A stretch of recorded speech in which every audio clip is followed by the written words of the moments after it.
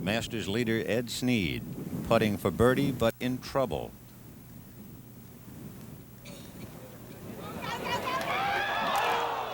And so he is frustrated at 9 a few minutes ago. He's at 10 under, started the day at 12 under. There are other reasons for Sneed to worry out here at Augusta on the final day, not only the birdie putt that just missed. Then he left the 9th green, and now we pick up Ed Sneed live. This will be his 3rd shot on the 485-yard par 4.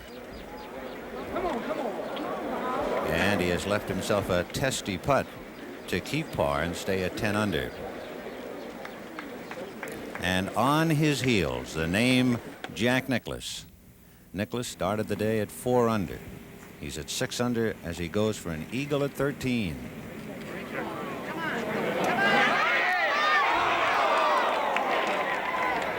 So Jack Nicklaus went to 7 under. Hi, everybody. This is Vin Scully. Welcome to the Augusta National Golf Club in the final round of the 1979 Masters. The blossoming of spring, the color of Easter, and the arrival of the Masters coinciding in all their beauty, adding to the warm Georgia sun and a large eager gallery. And the result is the elegance, the beauty, and the awesomeness of America's shrine of golf. Bobby Jones, in his book, described the thinking this way: we hope to make bogeys easy if frankly sought, pars readily obtainable by standard good play, and birdies, except on par 5 holes, dearly bought.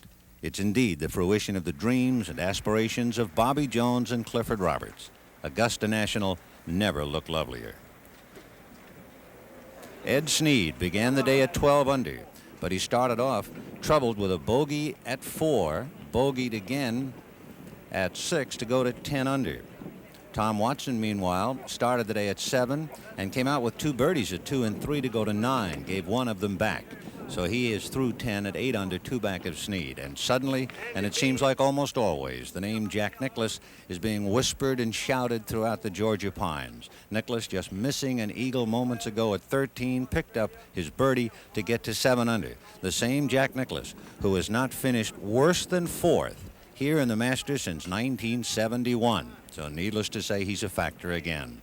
Tom Kite, Fuzzy Zeller, Craig Stadler are tied at 6 under, Bruce Lietzke at 4 under through 11 holes. Then Hubert Green, Raymond Floyd, Leonard Thompson, and Miller Barber at 3 under, with Gene Littler, Severiano Ballesteros, and Jack Newton at 2 under par. But the big story now is Ed Sneed trying to hold on. Ed at 10. This is a classic hole. In 1940, when Lloyd Mangrum shot a 64, he 3-putted here. Fuzzy Zeller passing through, and Craig Stadler knocks it in.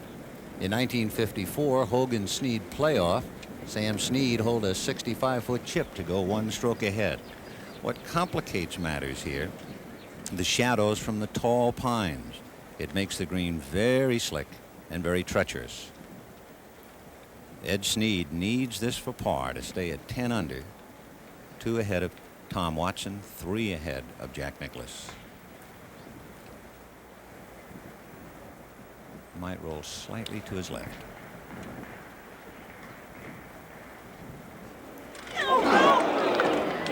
And a disastrous hole for Ed Sneed. That means he has dropped to 9, just 1 stroke ahead of Tom Watson, 2 shots ahead of Jack Nicklaus.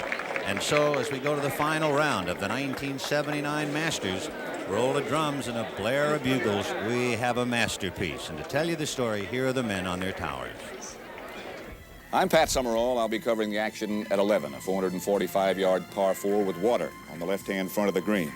I'll also be covering the action at 12, which is 155 yards long, a par 3. A raised creek cuts across the front. The flagstick today on the extreme right-hand side. This is a wonderful par 3. I'm Ken Venturi, and I'll be at the 13th hole, a par 5, 485 yards. A dog leg to the left with the creek passing in front of the green and down the left-hand side. The beauty and the challenge of this hole truly makes it one of the greatest par 5s in the world. I'm Jim Thacker at the 420-yard par 4 14th, whose principal challenge is this uniquely designed green. There's a tremendous swale here in front. And to have a fair chance at par, you must get your approach up on top. I'm Ben Wright. I'll be reporting the play from the 15th hole, a great par 5 of 520 yards, where after a drive to the top of the hill, an awesome second shot presents itself to the players, with water both in front of the green and behind. Our much lamented colleague, Henry Longhurst, called this the greatest par 3 in the world. I'm Jack Whitaker, and I'll be at the 16th, 190 yards across water, and today they have placed the flagstick in the left rear portion of the green as close to the water as it's been all week. This is Frank Liebert. I'll be reporting the action today from the 400-yard par 4 17th. Carved out of a chute of pine trees, it's a drive over that tree to a green that could present some problems today. With the flagstick cut in the back, there's a very steep embankment, and with the wind blowing, it could create difficulties. And I'm Vin Scully. I'll be at the 18th, 420-yard par 4, tree line on the right, and a brace of bunkers out there on the left with the landing area in between. A most dramatic uphill walk to a 2-tiered green and the traditional Sunday pin placement here at Augusta. We'll also be covering 10, 485-yard par 4, all downhill from tee to green. And once again, the golfer will find the pin placement on the left-hand side of the green. Right now, let's check the leaderboard for the final round of the 1979 Masters. And the lead paragraph would have to be the trials and tribulations of one Ed Sneed. Finished yesterday at 12 under with a 5-stroke lead. He has given 3 shots back to the course to beat a 9. And Tom Watson is 1 back. Jack Nicklaus is back by 2. Let's go out to 11. And Tom Watson's putt for par. He just missed birdie just seconds ago and does get par. Watson remains 1 off the lead after Sneed bogeyed the 10th hole. Fuzzy Zeller with him. Zeller certainly not out of the picture at all. It's 6 under par. Even par for the day's round. The swirling winds have taken their toll. And this corner, and just pick out who you think might win. Ed Sneed, Tom Watson, Jack Nicklaus, Tom Kite, Fuzzy Zeller. Fuzzy just about to putt for par.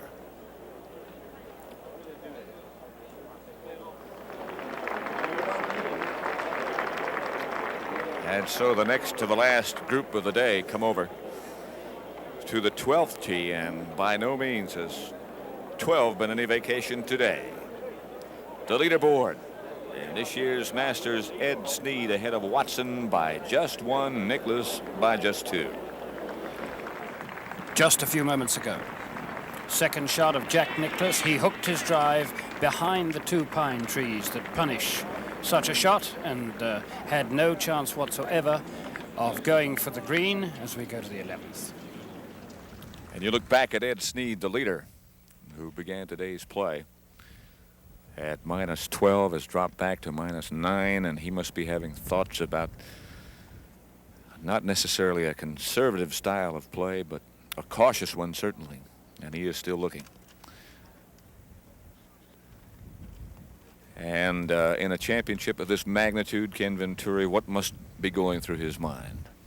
Pat, I've been there, and I know he's just trying to gather himself. He has lost 3 shots to par, thinking that 72 was going to win the tournament. I don't know whether he's been more conservative, but now he's looking at a hole where par is a must, and all you have to do now is hold yourself together and believe in yourself. And all of a sudden, Ken, does your philosophy change, and do you all of a sudden become more positive and more aggressive about things? Well, when you get going like this, Pat, your tempo increases. You make decisions too fast. You're trying to get things over with, and that's the time to regroup and start thinking of what made you a good player, how you got there, and resort to that, Pat. All right, Ken, here's Ed Sneed then, his second shot at 11.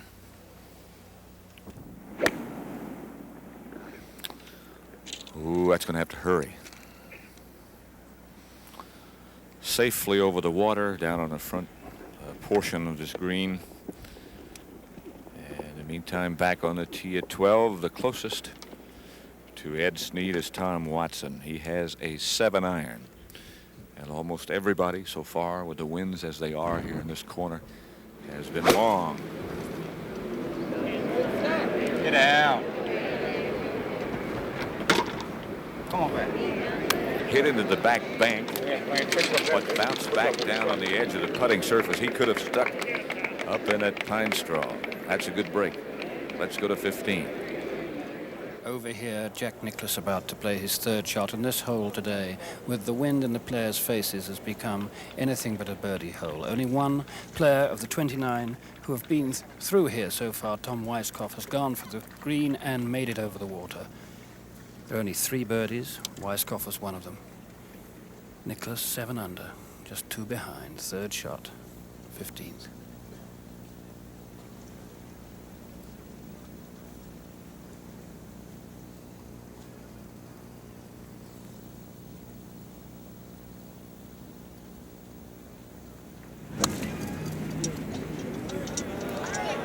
No, that's got to hurry. It's not going to make it. That could go in the water. It will gather pace down the bank. It's starting to hurry. Oh, my goodness. That's for the drink, I fear. Yes, the ripples tell the story. A hole that has been alternatively kind and cruel to Nicklaus through the years has dealt him another crushing blow. A shot of only 80 yards to the flag, but the rules man, Harold Sargent, is summoning Nicklaus, so the ball is obviously playable in the edge of the water.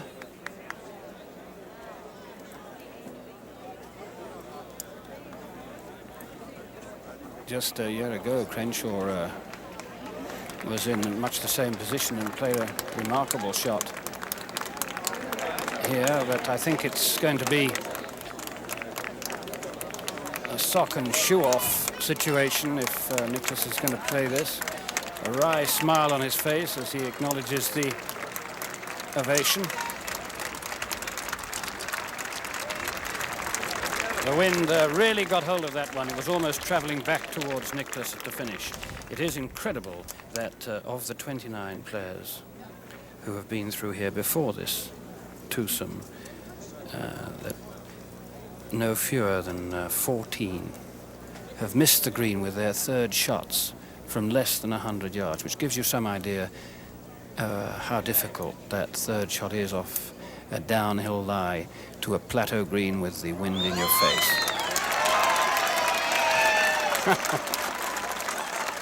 Well, we've seen all this before.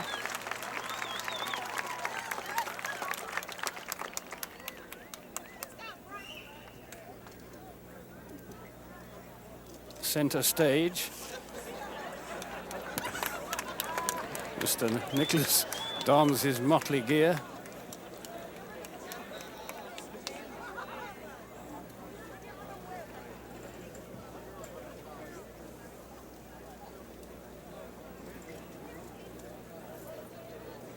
But meanwhile, we'll go to the 12th. As Nicklaus changes, you look at Watson, his second shot at 12. Oof. We almost had 2 players at 9 under. Watson's shot was just a little bit firm. We go back to 15. Well, Nicklaus has not bothered to take the shoe off. He obviously wants all the help he can get to stand firmly there as he goes for his 4th shot.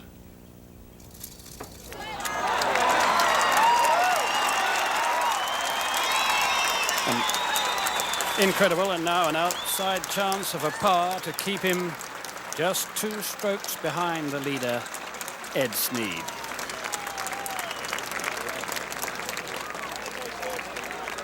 And we'll go to the 11th. Ben, speaking of Ed Sneed, that is the leader. He's got to be 45 feet. An uphill, challenging putt. He has been watching Watson on the 12th. This will go right to left.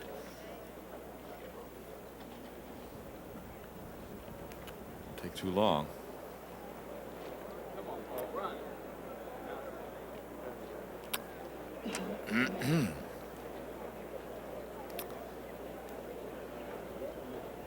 There's still some road work to do for Ed Sneed to make par. He's about 5 feet. And not by any means an easy putt. Craig Stadler with him, and Stadler has had just disaster befall him. He started at -70, double bogeyed with 10th hole to go back to 4. We go over to 12. And watch Fuzzy Zeller putting for bogey from that distance. The winds are so tricky down here.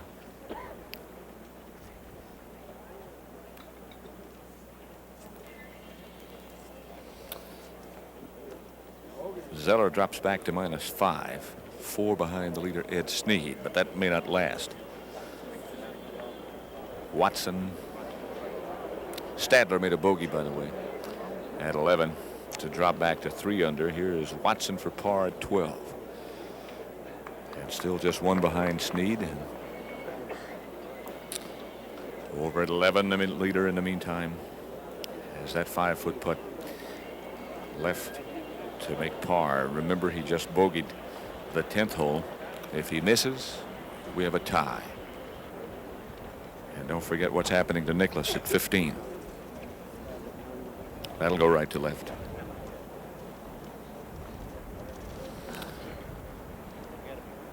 Ooh, nicely done for Ed Sneed. He is still the leader. If there should happen to be a playoff, we will go back to 10. Right now, let's go to 15. And meanwhile, over here, Jack Nicklaus has emptied the water from his right shoe and is preparing to putt for par to remain at 7 under. This putt will go from right to left.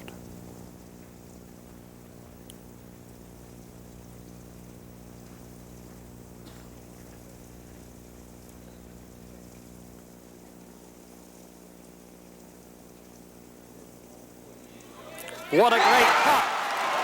What a marvelous putt. Jack Nicklaus, who remains just as he needs to be, absolutely in contact with the leader, Ed Sneed, just 2 behind. He started the round at 4 under. He's picked up 3 on par. And of course, Sneed started at 12 under, so Nicklaus was 8 shots behind at that stage and is now just 2 away from Sneed. And we'll go forthwith to the 12th tee. It has been a very difficult decision for almost every player to decide what club to use. And of course, he heard the roar at 15. I'm sure he doesn't know yet. They haven't put it up on the big scoreboard down here in the corner. That Nicklaus did something. I'm sure he knows where he is. Almost every player so far has been using 7-iron. And with almost equal regularity, they've been long. So the messages from the roars, Ken Venturi, as you've experienced so many times, must tell you pretty much what's going on. They don't always tell you the truth, Pat. Sometimes they can cost you because as you don't know that Nicklaus made 5. It may be a man salvaged a bogey, but this enthusiastic crowd give the applause to great shots. While we're talking, what about this wind the way it is today here at 12? What does it do? Well, I never played the hole without watching both the 12th green flag and the 11th green flag. The wind is swirling, forces the ball up and down. It may be the most difficult 155 yards in golf. Ed Sneed has a 6-iron.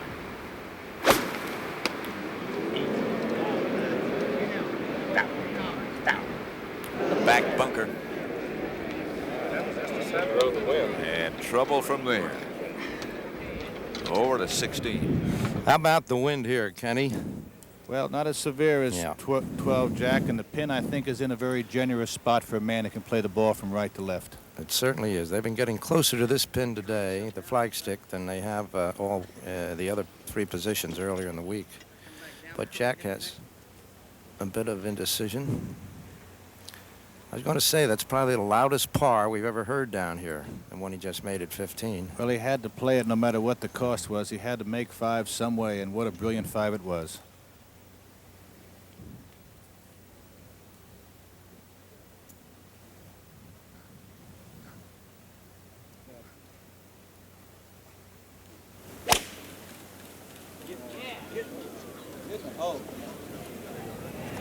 Looking good. 15 feet. Jack Nicklaus has struck a beautiful iron here, 15 feet away from birdie. That would put him at 8 under and 1 stroke behind. Playing with Gene Littler. At first, let's go back to the 13th. Tommy Kite putting for Eagle 3. What a brilliant little second shot he played, and what a courageous little player he is. Kite at 6 under. Don't sell this man out. That could put him. Oh my gosh, that was closer than Nicklaus's putt try for eagle. That would have put him 8 under, and he goes to 7 under, and no one has mentioned Tommy Kite before.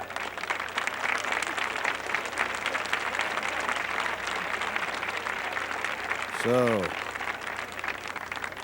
what a courageous try he had for eagle, and only a couple inches away, taps it in, birdie 4.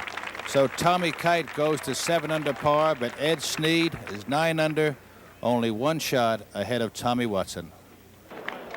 Ed Sneed just made a marvelous par at the 12th. Remember, he hit his shot long. He was back in that bunker, and here it is moments ago, and what a shot he hit. Without much deliberation, and with that water on the other side, look at that. Less than a foot away. In fact, only about 3-4 inches. And there's the par. And Sneed remains -9. And still the leader. Over to 13. Now on the tee, Tommy Watson, 8 under par. Tee shot that requires a little right to left to get as close to the creek as possible to reach the green.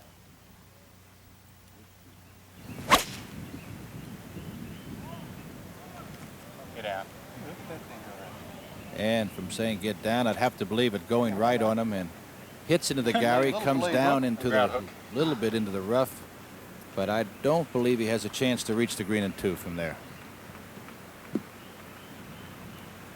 Fuzzy Zeller, 5 under at the present time. Beauty there.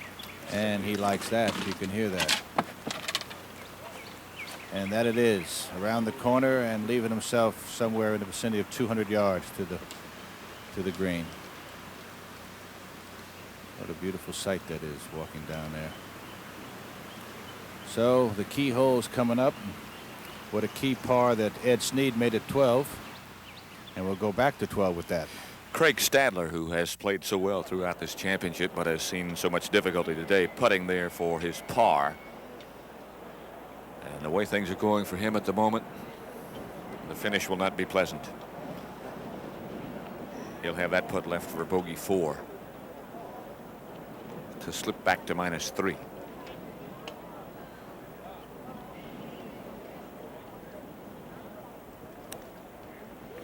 To -2 for Stadler, I beg your pardon. Let's go over to 16. Where you see Jack Nicklaus looking at his putt, about 15 feet. It'll swing right to left. And should he make this, he would tie Tom Watson for 2nd place. And while we wait, let's go to 18. The agonies of Tom Weiskopf, who has finished runner-up here 4 times on successive years in 1974 and 75. So he comes in at 8 over par and 8 over for the round. Let's go back to 16. Incredible how this man rises to the big occasions.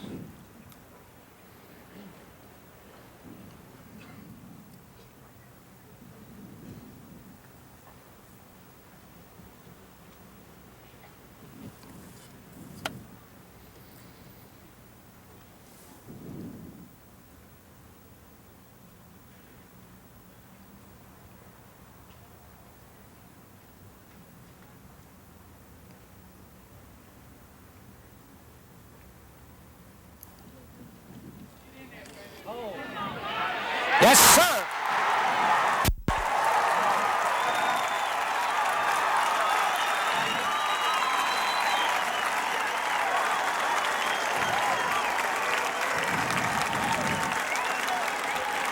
With much the same motion, if not the same leap as in 1975 when he sunk a 40-footer here, Jack Nicklaus has tied Tom Watson for second place as 1 shot behind Ed Sneed. Beautifully stroked putt.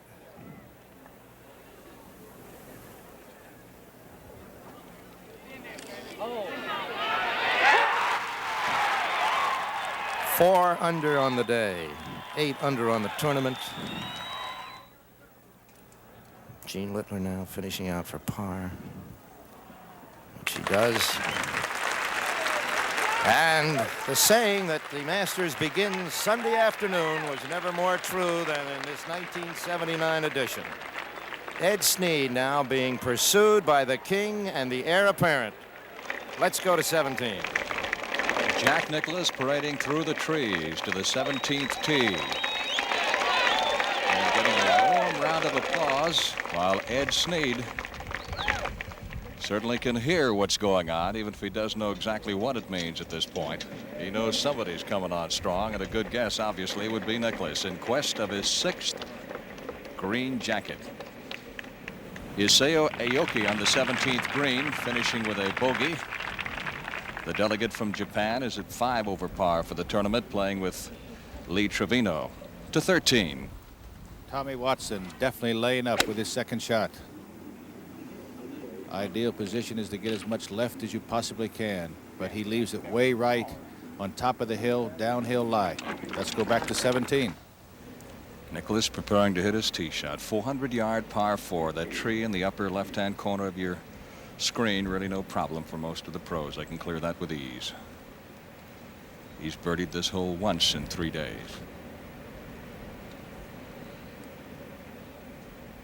Look at that gallery lining both sides, as far as you can see.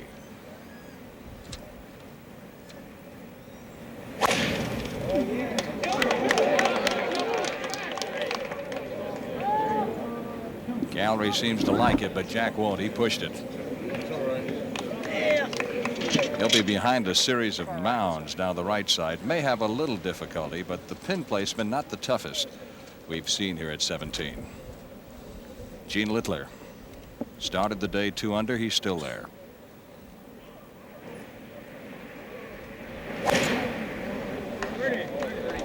Littler, who has parred this hole first 3 days of the tournament. A little short, but doesn't appear to be in too bad shape. Down the left side of the fairway. Let's go to 14. Just moments ago, Tom Kite trying to join the party here. 1 stroke behind second.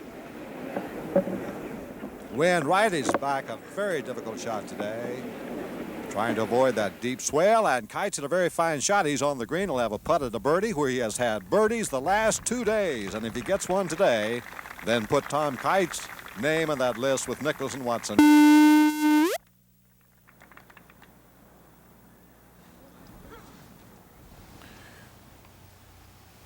This is Newton putting for 4.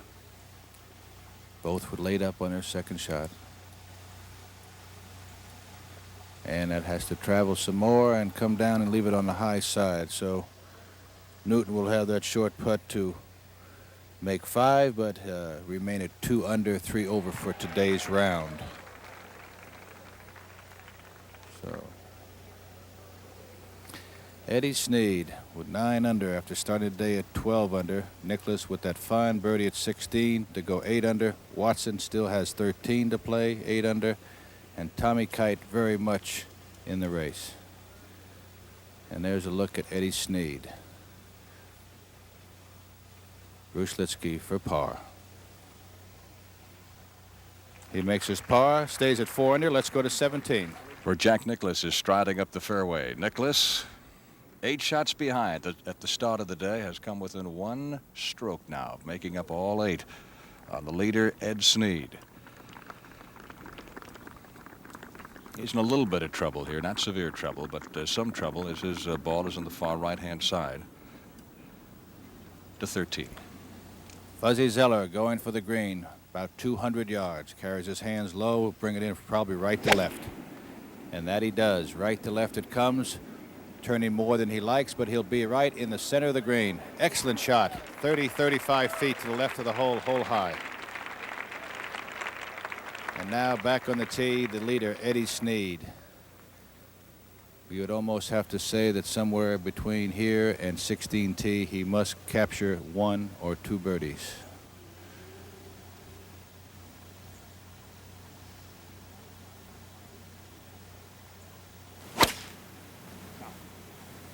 Hook. He's going to leave it out. He says hook. And he leaves it up against the hill, and he is in a spot where it's debatable whether he will go for it or not. He's somewhere in the vicinity of 230, 35 yards. And now Craig Stadler. Having not one of his better days.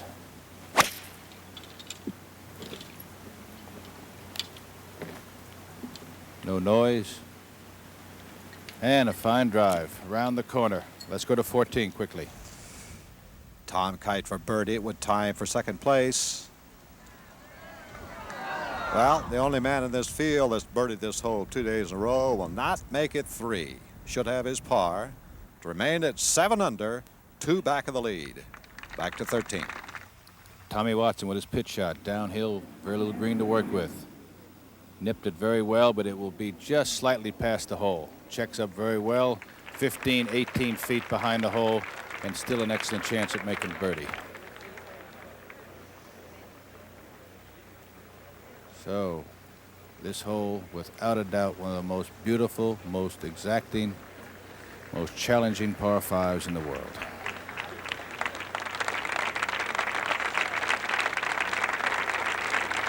And a fine hand for Tommy Watson.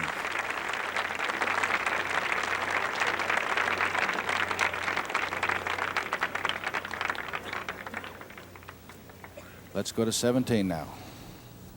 Jack Nicklaus ready to hit his second shot. On the right of your screen, you can see where Jack is. He's actually in the area between 15 and 17. You'll have to come up over that bunker on the right side in front of the green, and the flagstick is in the rear of the green, so he's got room. And he's got a 9-iron in his hands. He's behind one of a series of large mounds.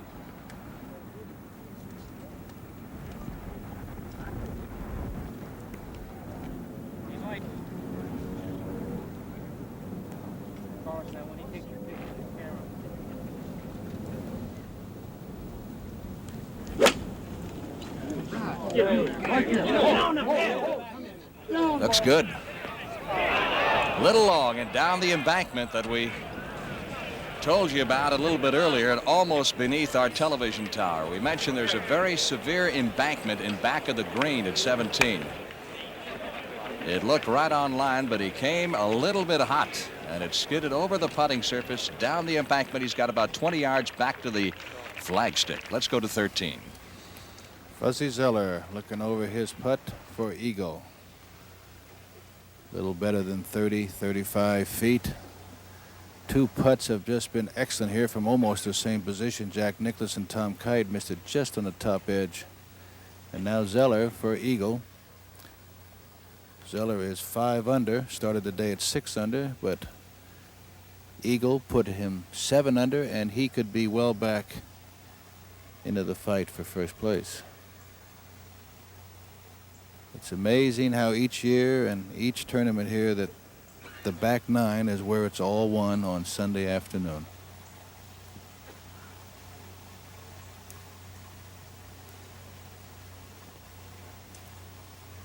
If Zeller can make this putt with his length, it is conceivable that he can reach 15 and 2 and also drive it awfully long at 17. So don't count Mr. Zeller out just yet.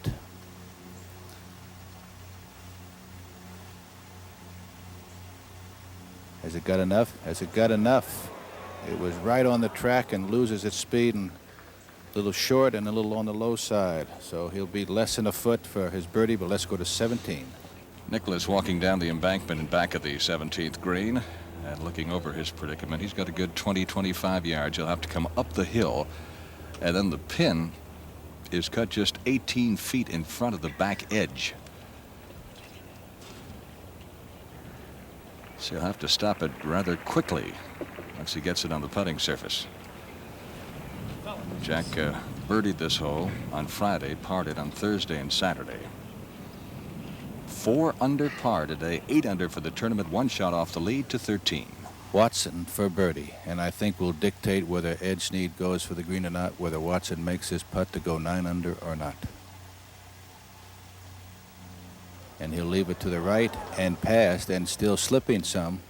Goes by about 2 feet, a little bit more. So Watson will have this for par 5 to remain 8 under, and I believe, looking at where Eddie Sneed is, I have a feeling he will probably play short and play for the pitch.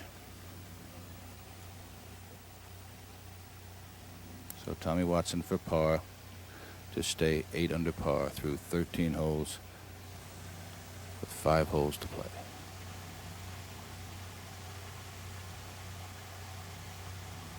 And nicely in. So Watson makes par 5 at 13, and let's go to 17. Jack Nicklaus. He's actually very close to the 18th tee. This will be his 3rd shot to the par 4. 1 shot off the lead, currently held by Ed Sneed. He's trying to hang in there and save par here.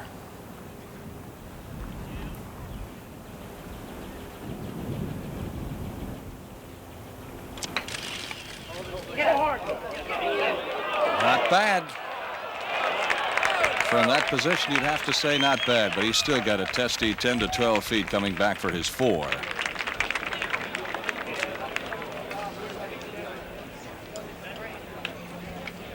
So he won't be picking up any strokes here on 17 to 13. Eddie Sneed has selected an iron and has changed. I think now he's determining how far back he wants to lay the ball up to be able to get a little more spin on the ball. He does not want to get it too close to the creek. He is laying up. He's not going for it. And he has put it from left side and hold down, hold down. Well, you couldn't come down and place that any better than what he did, but only maybe 6 feet from the creek. That's a little nerve-wracking right there, I would have to say. Craig Stadler with an iron, but he is going for the green, there is no doubt. He is under 200 yards. And he has hit it in from left to right, and it looks like a brilliant shot. And that it is, the best of the day. Just about 6.5 feet away. And I know he's happy with that, with the way the thing has been going for him all day. Let's go to 17.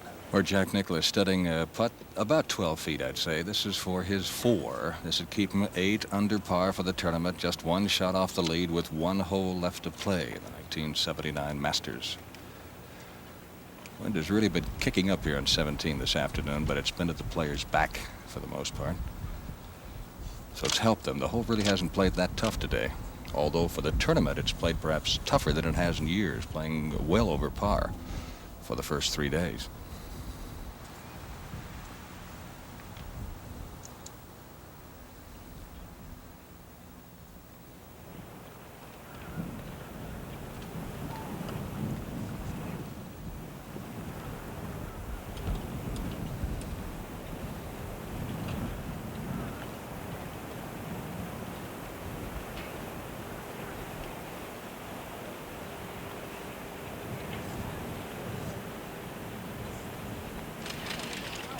Nope.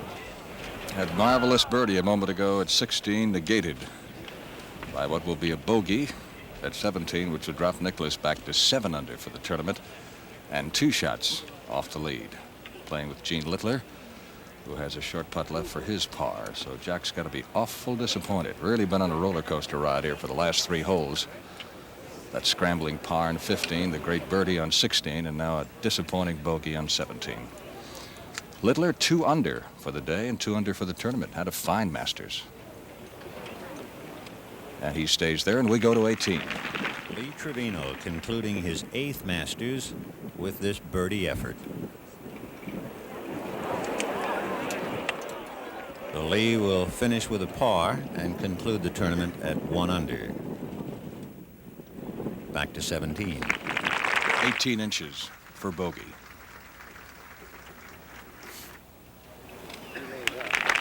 So Nicklaus drops a shot here. Now 2 off the lead with 1 hole left to play. Shaking his head after a look back at 17. Let's go to 13. Well, if you think that Eddie Sneed was close to the hazard, his heels are standing on the line that show where the hazard is. Eddie Sneed, a lot of green to work with. Just a perfect layup.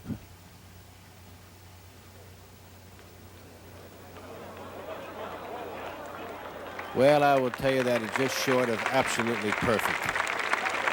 4.5 feet, and what a key putt this will be. I thought that, I know when he looks back on this hole, no matter what happens, he'll think about how close that ball came to the hazard. So Eddie Sneed now just about 5 feet for birdie, and Craig Stadler about 6.5 feet for eagle after a brilliant shot. Let's go to 15 first. Tom Kite has the most difficult half wedge of all here from the steepest part of the slope on the right, just the place you don't want. The wind is against and right to left. Third shot.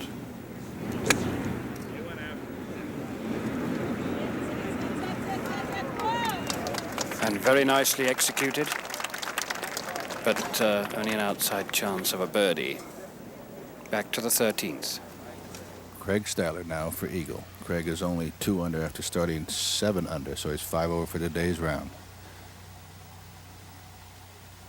And it does help the cause, even though he is still quite a ways back of Eddie Sneed. Let's go to 18. The familiar side of Jack Nicklaus, teeing off at 18, 420-yard par 4. Fairway bunkers on the left. Oh, yeah. And you can hear that, oh, yeah, as he really crunched it. Jack Nicklaus has the only birdie on this 18th hole of all the men who are in contention. And that took a 40-foot putt the other day. Let's go over to 14. Make it 13. Eddie Sneed now. Just about 5 feet, and all you want to say is that this is for birdie, and this could put him 10 under and 2 shots ahead of Tom Watson.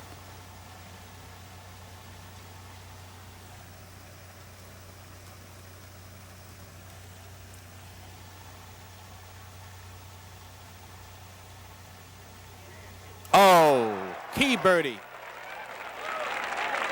What a brilliant played hole by Eddie Sneed, and that putt almost got away. He leaves here with birdie to go to 10 under and 2 ahead of Tom Watson. Let's go to 14. Fuzzy Zeller, who's playing with Tom Watson, and Watson alone in second place at the moment, but these two have just turned and looked down toward 13. And listen to the report of the birdie by Sneed. Wind right at the back of Fuzzy Zeller here. Gets the ball up on top and stops it nicely. Fine shot. Executed by Fuzzy Zeller with the wind at his back. Very difficult to hold the ball on the green. That'll be Tom Watson, who's trying to win his second Masters Championship and has very unpleasant memories about this hole. A 3-putt here last year perhaps cost him another title. Now from that short rough, he may have trouble keeping the ball on the green. Let's see. Down in the valley of sin, watch it. And off the green. So Watson gets it in that valley of sin and back down off the green. He's going to have a very difficult shot up the slope for his third shot. So Tom Watson continues his chase, but now he has one more stroke to pick up to catch Ed Sneed. Ed Sneed leading by 2 as we look through the leaderboard and down the 18th fairway. Jack Nicklaus and Gene Littler are coming up. Littler has just made a lovely shot, pin high 11 feet from the cup. And Jack Nicklaus, 5-time winner, trying to make up 8 shots and now running out of real estate. He started at 4 under. The leader, Ed Sneed, was 12 under. Sneed is at 10. Jack, coming off a disastrous bogey at 17, is 7 under. He's had the only birdie here with a 40-foot putt on Friday of those in contention.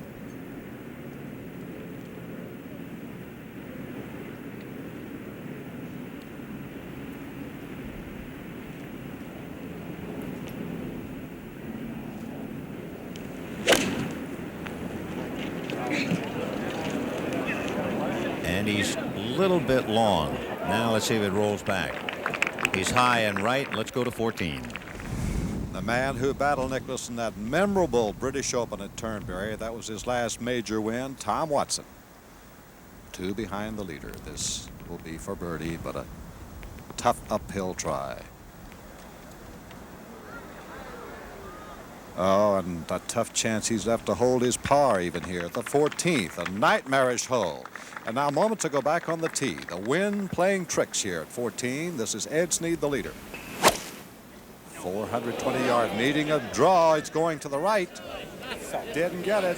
Past the gallery.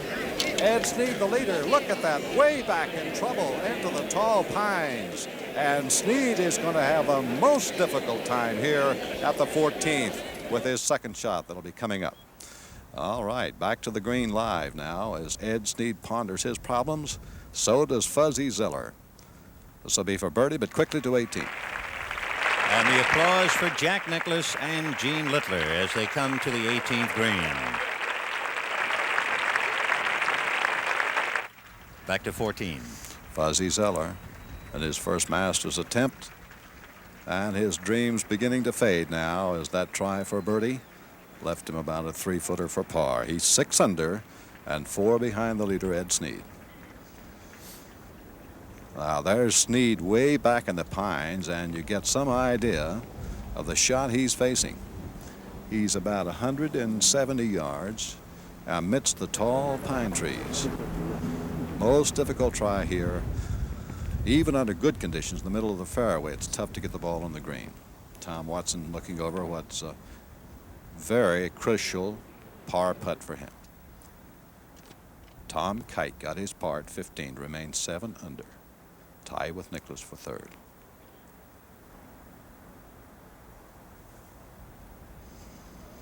Struck again by 14. Tom Watson, who just as soon forget all about this hole. A bogey drops him back into a tie with Nicklaus and Kite, so it's a 3-way tie for second place, and all 3 of those are now trailing Ed Sneed, whose hopes would seem to be soaring, but at this moment he's in some trouble. Now Fuzzy Zeller. No player's won the Masters in his first try since Gene Sarazen, 1935. Let's go to 16. Tom Kite, now very much a factor. Be a little short and maybe wet. First one today, and what an inauspicious time for it to happen for Tom Kite. Back to 14. You're looking back in the general area where Ed Sneed is waiting. Fuzzy Zeller, by the way, made his par here to remain at 6 under. Now to 17. Raymond Floyd coming out of that front bunker. He's had a tough time today because of the wind. 5 over for his round today. Even par for the tournament. Lovely little touch there. 4.5, maybe 5 feet away. That remaining for his par to 18. Where Jack Nicklaus surveying what he hopes will be a birdie. It's been a remarkable round. He just missed an eagle back at 13. Salvaged a par coming out of the water in 15. Made an electrifying birdie putt at 16 as he did in 75. But then 17 suffered the bogey. So this is for birdie at 18. Jack 7 under.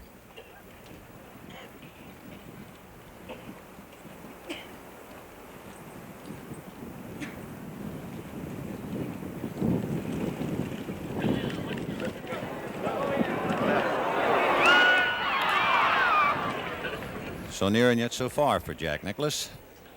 He remains at 7 under, unaware of the fact that he's tied with Tom Kite and Tom Watson. Now let's go to 14. There's the second shot of Ed Sneed, whose lead now has gone back to 3, but a tough shot here. And pulling up just short of the putting surface. He still has to go up that tricky slope at the 14th. Sneed, who was picked by no one before this tournament started, once had a comfortable lead, saw it melt, and now has picked up a little more pad here with a 3-shot lead. Now his playing partner, Craig Stadler, back to 4 under after the marvelous eagle.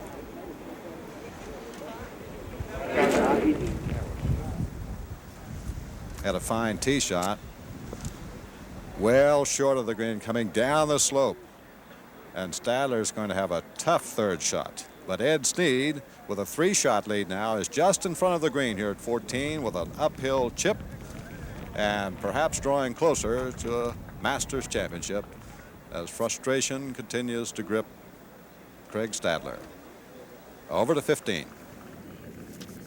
This is the 3rd shot of Bruce Lietzke from 90 yards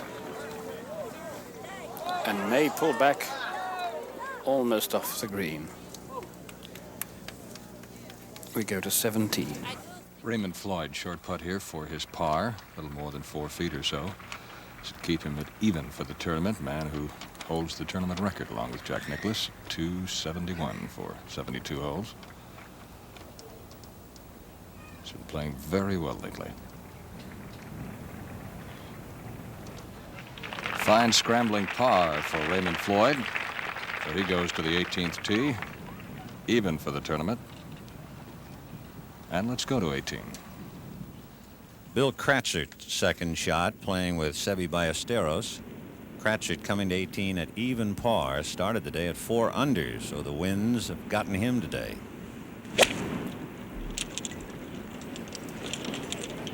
Cratchit short, and he'll have company. Both Ballesteros and Cratchit misjudging the gusts of winds that have been spurting through the pines and really confusing the club selection. Earlier, this was the putting stroke of Isao Aoki as he concluded his Masters along with Lee Trevino. Aoki at 5 over. Let's go back to 17.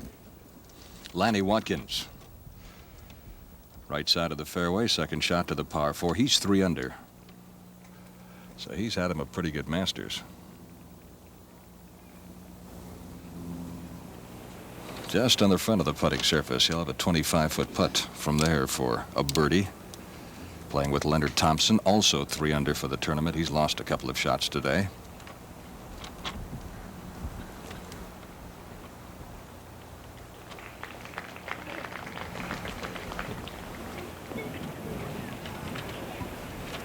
Covering the ball of Lanny Watkins to 14. Later, Ed Sneed has a putter in his hand about 55 feet. First 15 feet it'll be fairway.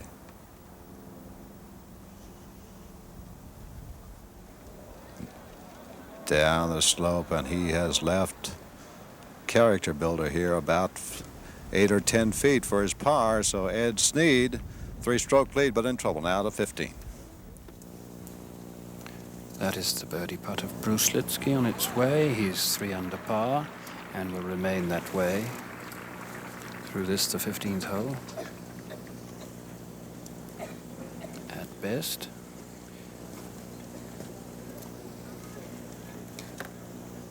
Back to the 14th. Craig Stadler looking over what would be a par putt for him. Coming downhill, extremely slick.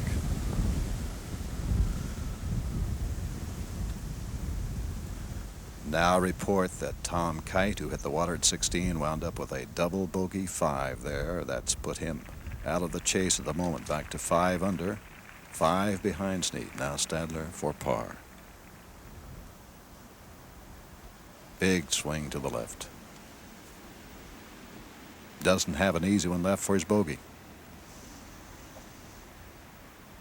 Craig, who played twice here as an amateur. Now let's go to 18. Seve Ballesteros and his 3rd shot.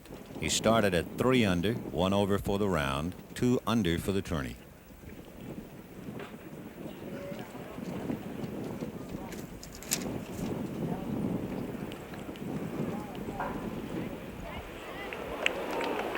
And that will leave him a very difficult putt to salvage par. Ballesteros in his third Masters, back to 14. Craig Stadler's just made double bogey. And now Ed Sneed facing awesome pressure here, bidding for his first major championship. Has a 3-stroke lead, but a tough par putt. Remember the crucial putt he made at 11. There's his lead by 3 over 2 of the greatest names in the game today. One of them, Jack Nicklaus, from his own Ohio State. And Ed wearing his Buckeye red today, but the crucial putt he made at 11, this one's very similar to it.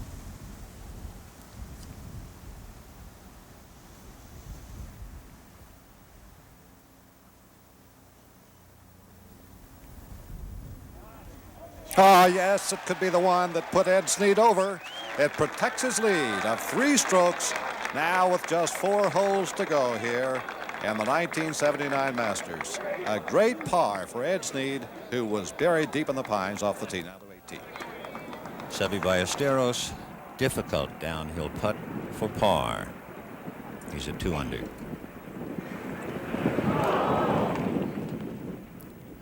Seve will be frustrated, settle for a bogey at 18, and conclude his Masters at 1 under par.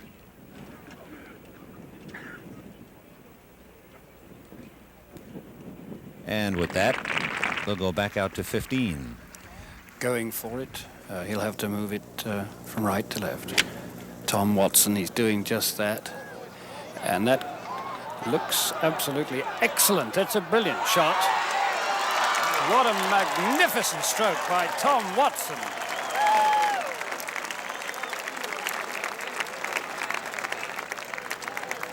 That was a stroke of the best part of 235 yards into the teeth of this wind, which is gusting, I presume, within about a mile or two an hour of 15. Glorious stroke. And Fuzzy Zeller also hit the green. There have only been 2 gentlemen who have managed to do that so far. And we go to the 16th. This is Bruce Lietzke here at 16, at 3 under, first day leader. Out over the water, coming back in. And the best part of 40 feet below the pin. And back to 15. And now a very crucial tee shot for the leader, Ed Sneed. He won't, of course, know that Watson has a putt for an eagle, which could bring him within 2 strokes of him. But this is very important. It's got to be long and straight. And the wind gusts up a little. Classical, fluid swing. No worries, apparently. And there you see, just in the lee of the biggest mound on the right of this fairway. And so therefore he will be, in the area of about 220 yards from the front of the green, Craig Stadler. Giving it all his body and muscle, considerable. And that also is a shot of well over 200 yards to even the front of the green into the wind. We now come back to the putting surface, and Tom Watson, after that brilliant wooden club shot to the green yesterday and the day before, Watson had been in the water.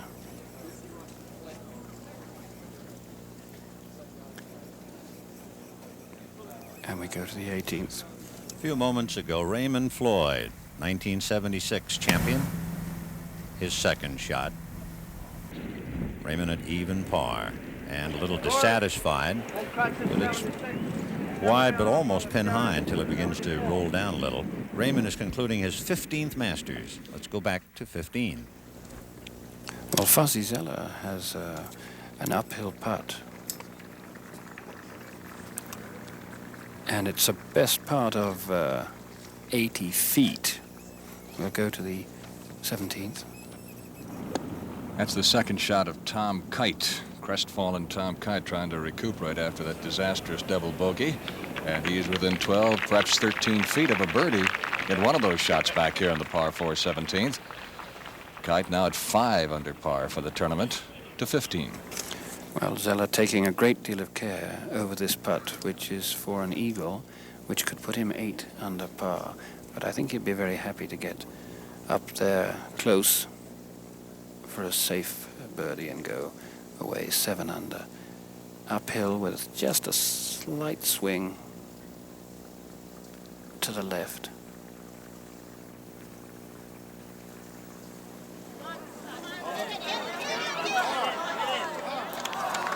Lovely putt by Fuzzy in his first Masters, playing with such distinction.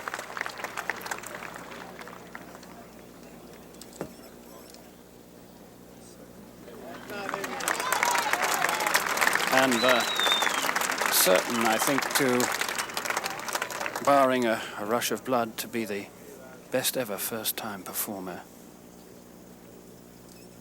in the Masters.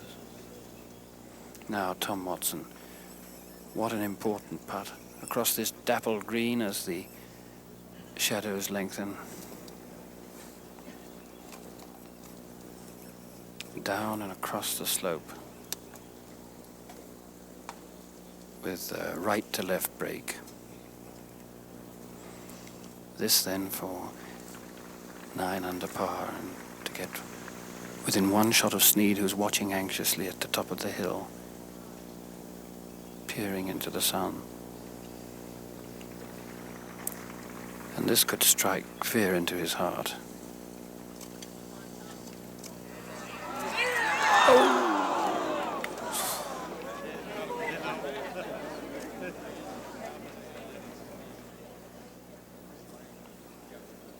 Sneed obviously taking the sensible decision and just laying up short of the water.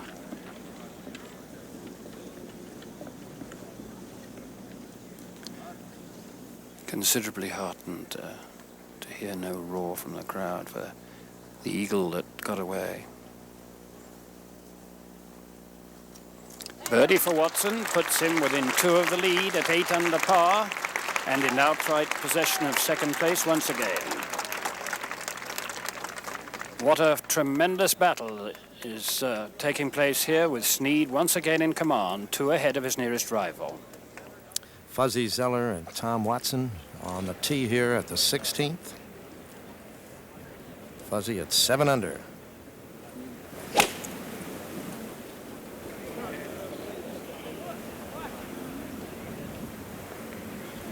Just about pin high, 25 feet away. Come back. Back to 17. A moment ago from 15 feet, Tom Kite for birdie. It looked good. He thought it was good, but it wasn't. To 16. Tom Watson now deciding what club to choose. Kenny? Yes, Jack. Again, this wind is swirling here as much as it has all day, but... Well, the way Tom plays now will dictate the way Ed Sneed plays. Right. He has to go at the hole, don't you think, Jack? I would think so, yes. Looking up at the trees to get some kind of a idea, perhaps. The tops of these tall pines are swaying. The flag at the moment is out into the golfer's face, but it can drop suddenly.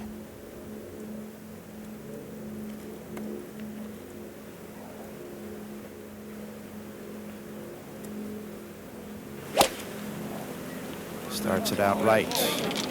Brings it back in very nicely.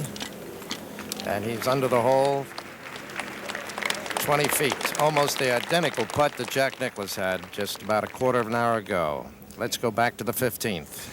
You can probably see the little ripples of the waves on the pond here at the 15th. The wind is very strong in Ed Sneed's face, and 18 out of 43 players have missed the green so far today with their third shots, so you get some idea of the problems that confront him. You see the flagstick leaning right over. This is a very difficult shot, Ken Venturi. Yes, Ben, I would guess that he would be playing from right to left, using all the green, and after the ball hits, it should kick and spin to the left if he plays the correct shot, which he's been playing well all week. And now we have two interested bystanders, Tom Watson and Fuzzy Zeller. They're not prepared to go any further without watching Ed play this really crucial shot.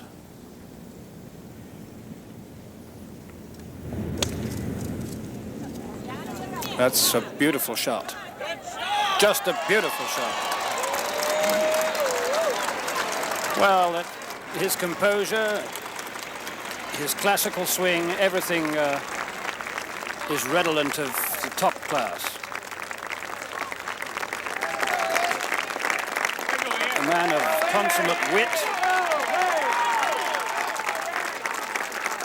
Very much enjoying the moment as he forces the crowd to their feet by the excellence of his play and crosses the Saracen Bridge to a massive ovation.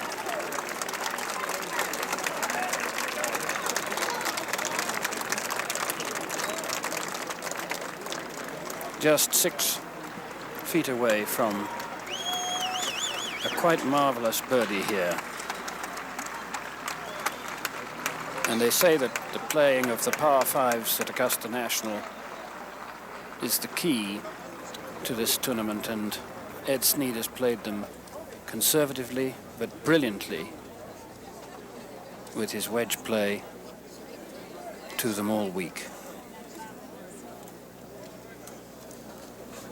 By contrast, Craig Stadler is deep in the wilderness, but will go forward to the 16th. Tom Watson and Fuzzy Zeller. As Tom Watson watched with almost resignation as Ed put that excellent shot in at 15. But he has a putt here he remembers from last year, just about the same spot, and he made that. And the 17th and treacherous 18th ahead. Zeller will go first, some 27 feet. And a very speedy putt he has.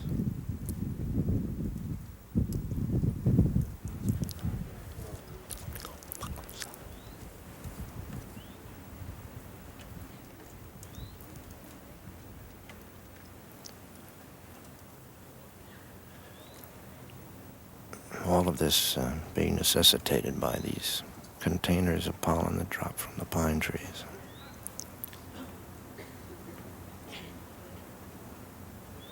Very much in contention, Mr. Zeller.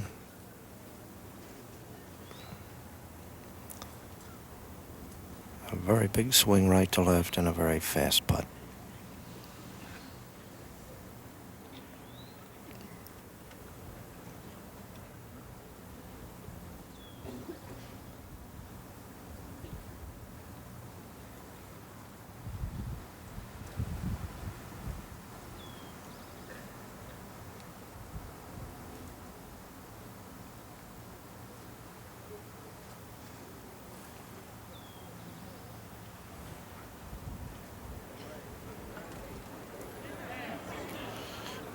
Never had a chance. He's 3 feet past.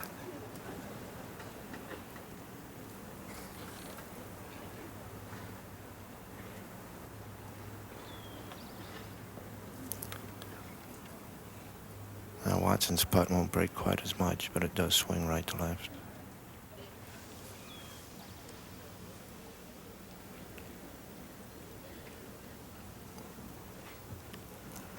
Birdie here to put him 9 under.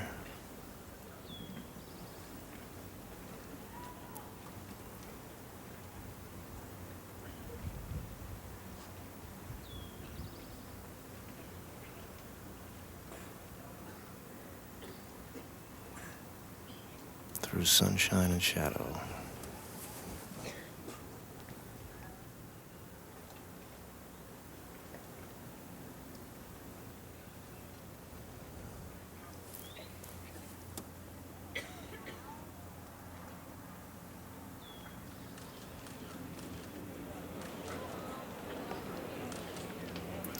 Three feet short.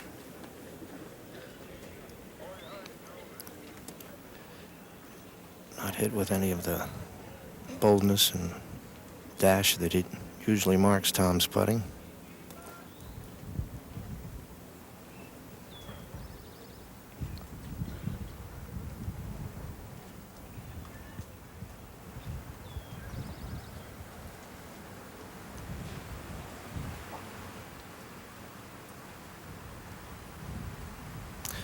Par to remain 8 under. 2 shots at the moment behind the leader, Ed Sneed.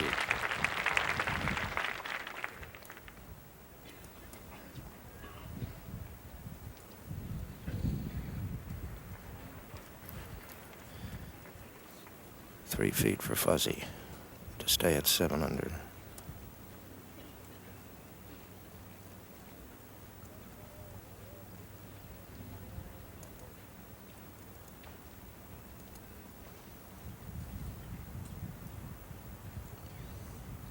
Yes.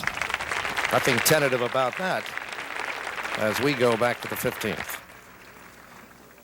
After a seemingly eternal wait while Craig Stadler bounced about in the woods to the right, Ed Sneed has this birdie putt with a slight swing right to left to virtually slam the door in the face of his rivals, who will await a crashing roar of applause if he makes this birdie putt. Oh, magnificent! 11 under for Ed Sneed as he goes to the last 3 holes with a 3-stroke cushion over his nearest rival.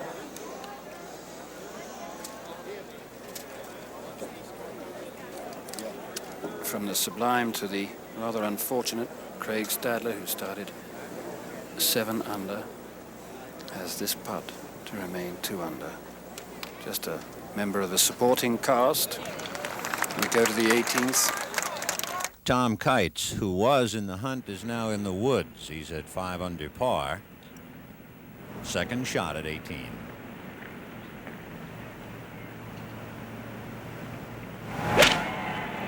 Punch it low and try to split the bunkers. And the bunker on the left caught him. So Tom Kite, who has played so well here at Augusta National, 4 times he has been subpar for 72 holes, been in the top 10 3 times, and tied for 3rd in 1977.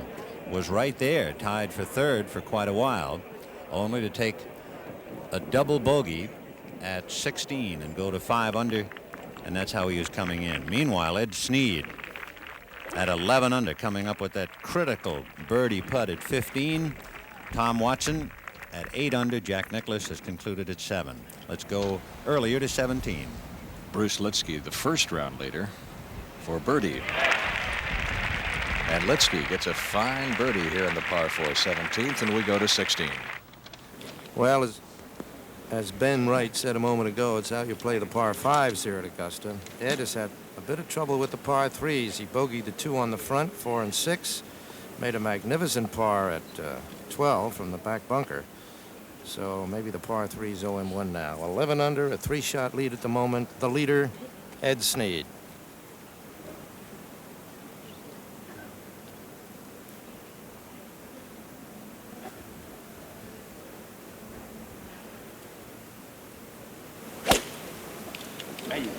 Now. He's going to be right. Not quite pin high, but eminently safe. He's 35 to 40 feet away. As we look down here from the shadowed tee to patches of sunlight to the green beyond. The ordeal of Edgar Sneed not over yet, but the end in sight. Craig Stadler. Out over the water. Will it come in enough? Coming in nicely, nicely. Yes, a beautiful shot here by young Craig Stadler. That's the way he fired every iron on the Friday second round. 6 feet from birdie.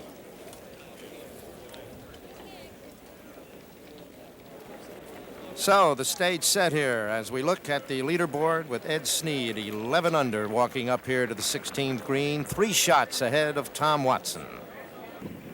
This was Tom Kite a few moments ago. Third shot at 18, and a lovely shot it was. Now live, he gets his par. So Kite, who at one stage was 3 back of Sneed on the 13th hole, finishes up his Masters at 5 under. As usual, he's high up on the leaderboard. Let's go out to 16. And the walk up of the leader, Ed Sneed, to the applause of this fine, fine gallery.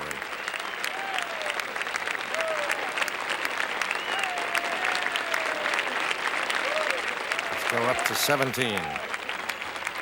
Tom Watson has about the same predicament that Jack Nicklaus did earlier. He pushed his tee shot off to the right. He's behind a series of mounds. He's 130 yards out. Remember, Nicklaus couldn't hold the green with his second shot. Wound up making bogey here. The far right-hand side. Gotta go, honey.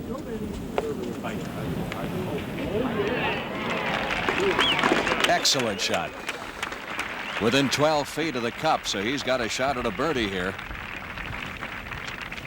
Watson, who won 2 years ago, tied for second last year,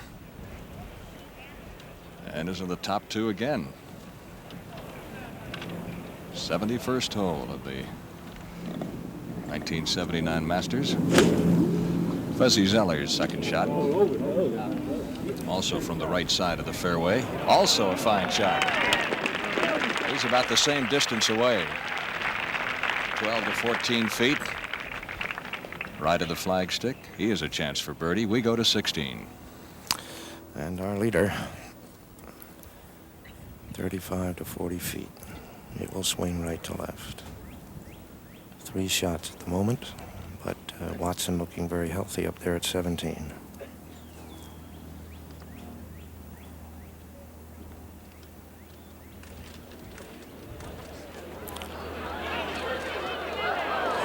Looked like it was halfway, didn't it? Look at the speed of that. He has gone by 4 or 5 feet. So another testing putt for par, which he didn't have yesterday.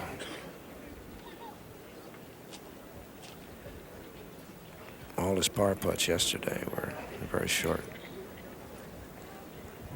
Let's go ahead to the 18th. That ball belongs to Jack Newton as he tries to work his way without playing the xylophone through the woods on the right side of the fairway. Jack Newton playing with Bruce Lietzke. Let's go back to 16. Craig Stadler now after that excellent tee shot. This for birdie. Oh.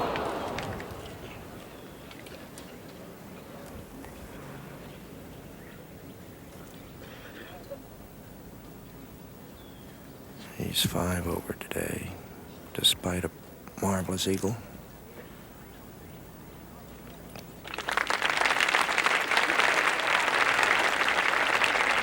Now we have Tom Watson up at 17, looking at 12 to 15 feet for birdie. We have Edgar Sneed here at 16, looking at 5 feet for par. And should Edward miss and Thomas convert, we have a 2-shot swing.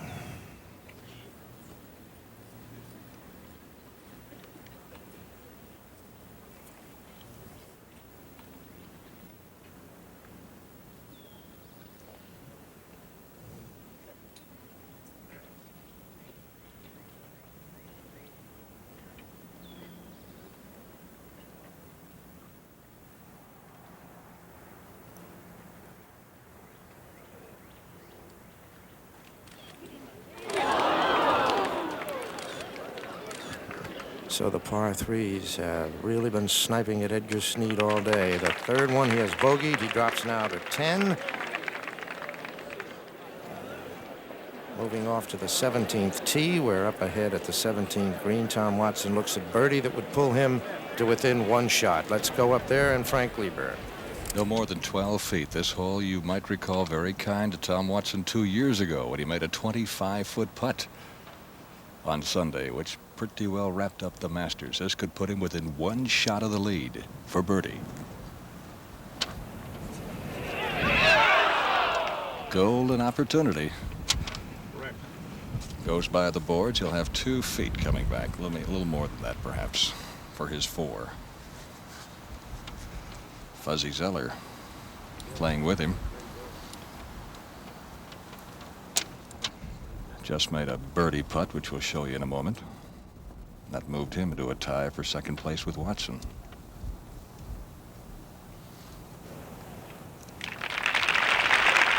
Watson has his 4. He stays at 8 under par. A moment ago, Fuzzy Zeller, 14 feet straight into the cup. That's 8 under par now for Fuzzy. 2 under for his round today, and a tie for second place with Tom Watson. Back on the tee. Final twosome of the day as Ed Sneed takes a look down the fairway. Wall-to-wall gallery completely surrounding 17 for this final group of the day. Wind has let up just a little bit here.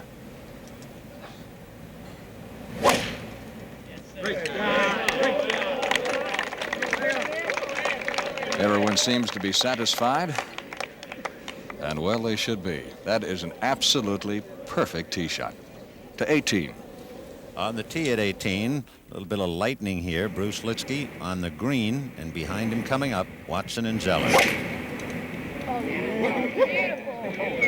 And here, beautiful whistles, and that's the result. Did he ever thump it? So with Watson and Zeller at 8 under, coming up the 18th, Sneed behind them at 10, and that, without a doubt, the biggest drive. Zeller has been saying he's been driving within himself, hitting perhaps only 80%. If that's 80%, here's Watson. Tom in his 6th Masters.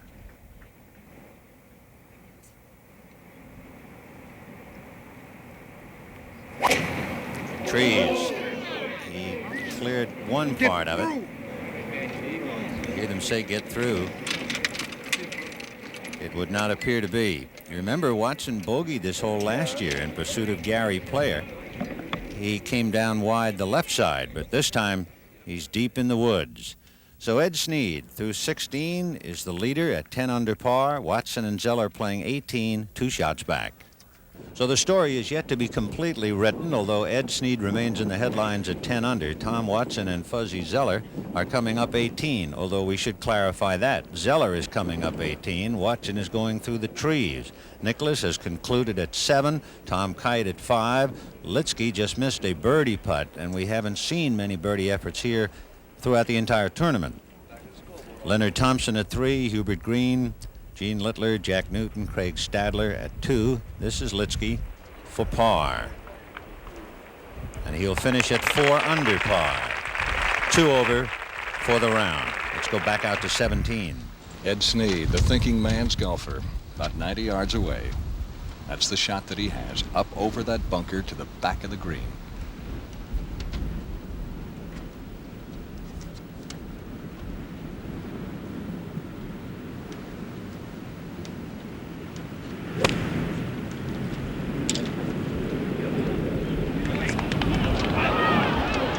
Little long. That could go down that embankment that caught Nicklaus. It catches up about 6 or 8 feet. He can have some problems there. Let's go to 18. Tom Watson and Fuzzy Zeller both busted balls. I'm sure they used drivers. Zeller is in a position out in the middle, and Watson evidently able to clear the corner of the woods. So he is not in the trees by any means. Back to 17. Craig Stadler, longest drive of the day. No more than 70 yards out as he hits his second shot. Wind really gusting now. Look at this. Isn't that pretty? Easily the best second shot of the day. 3 feet from a birdie, which will put Stadler back to 3 under.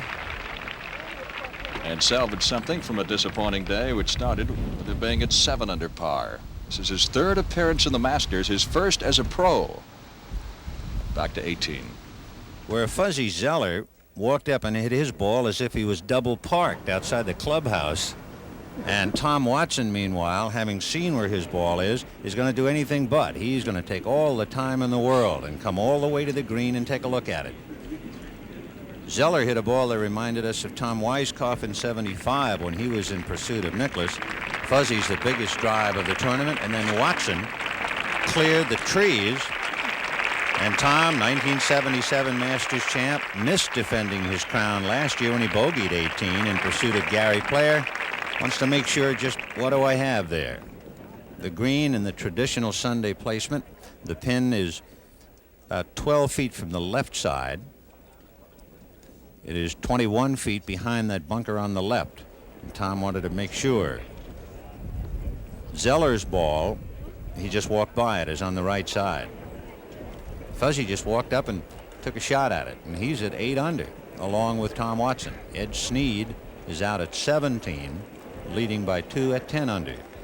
And there is Ed doing a little reading of his own on the green. There you can see Tom Watson.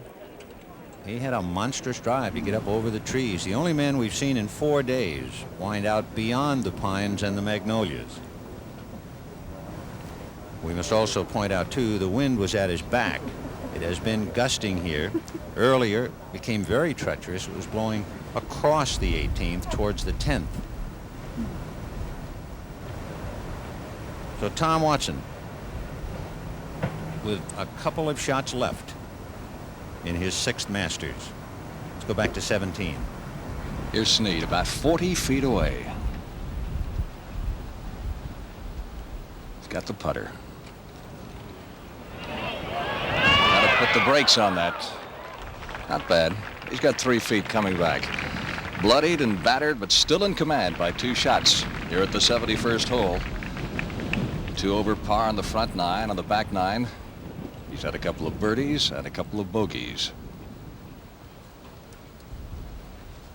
Stadler now with a birdie opportunity. This will get him to 3 under par. He's birdied this hole 2 out of 3 days. To 18. Tom Watson, a moment ago, got a little favoring wind with him and muscled it too much. Way up above the flagstick, and outside of a Jack Nicklaus birdie putt from well up 40 feet on Friday, we have not seen a birdie from there. Let's go to 17. First, Stadler picked up his birdie. One of quite a few we've had here on the par 4 today. Playing with one of the easier final day pin positions. Snead now from 3.5 feet. This is for par to maintain his 2-shot advantage over Tom Watson. To 18. The same Watson receiving the plaudits of the crowd. Let's go back to 17. Been a couple of years since this man has won a golf tournament, but he could win the biggest one of all today.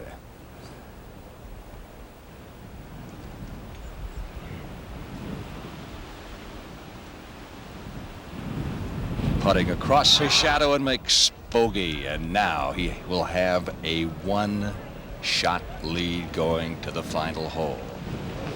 Nicklaus making bogey here, Sneed making bogey here.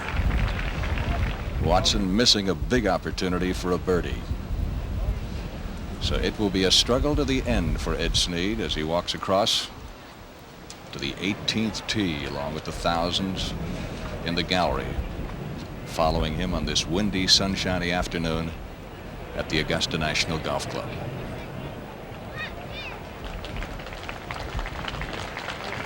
Let's go to 18. Here's Vin Scully. As Tom Watson is reading the green, the people here have been reading the leaderboard all day. Whether they will post Snead's bogey at 17, it will not occur until after Watson has putted. I would say he's 35 feet downhill.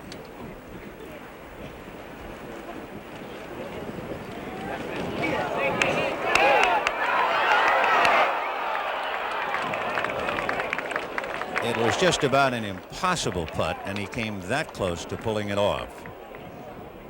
So Watson puts that in And just as the putt missed, the leaderboard reflected the trials of Ed Sneed behind him. But Tom Watson has concluded at 8 under, and Sneed has to come uphill. Here's Fuzzy's third shot. And Zeller, who has had a marvelous first Masters, is at 8 under and needs this for par. And behind them, the last part of the story, Ed Sneed and Craig Stadler. For Ed Sneed, his 4th Masters, and he's trying to make it the one he'll always remember. He must par in to maintain that one-stroke advantage over Watson. And the wind blowing a piece of paper across the tee, and that distracts him, and he wisely walks away. Up ahead on the green, Zeller putting for par. He needs this to finish up at 8. Yes, what a marvelous first Masters for Frank Urban Zeller. Fuzzy, and the crowd loves it. They're both alive now, and let's see about Ed Sneed. 420-yard par 4.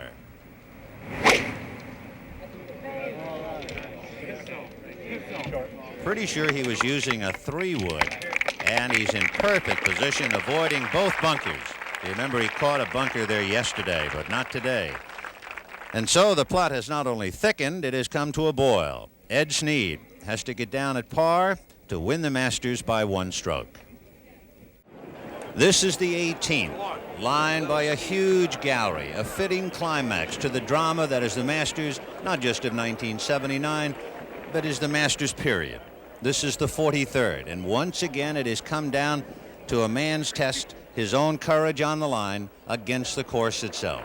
And this gallery that has followed Ed Sneed since he took off at 2 p.m. this afternoon has stayed with him to be joined by all of the other members of the galleries who have concluded their Masters. And Ed Sneed, out of Roanoke, Virginia, graduate of Ohio State, married, father of 2 children, is walking towards what could be his first green coat. He has won 3 times on the tour. There's the other side of the coin, Craig Stadler, who was at 7 under, but is now coming in virtually unnoticed at 3 under par. Ken Venturi, it's the Walk of Kings. It's a Camino Real to walk up the 18th. It must be quite a feeling, but more than that, what are the problems now for Ed Sneed? Well, it's the Walk of Kings, Vin, if you have a 2 or 3 shot lead, but to see him 3-putt 16 and then miss that putt at 17, there's only one number he has in his mind right now, and that's the number 4. Question. 3 is not important. Question, where, naturally, you'd love to get it close to the flagstick, but from where he is, if he could walk up and place it, would he be wide right, pin high? He certainly doesn't want to be above the cup. Well, he played the shot at 16, which I thought anything to the hole high right and on the green was fine. But this one, he wants it on the lower level, on the green, and to the right of the flag. And other than that, you can't ask for anything more. He has parred the 18th 3 straight days. I don't believe that he'll ever fool with anything left of the flag to go down the hill. If anything, he'll be right of the flag and slightly just a little bit long. Center stage. White knuckle time for Ed Sneed and the huge gallery, and the breeze begins to come up slightly.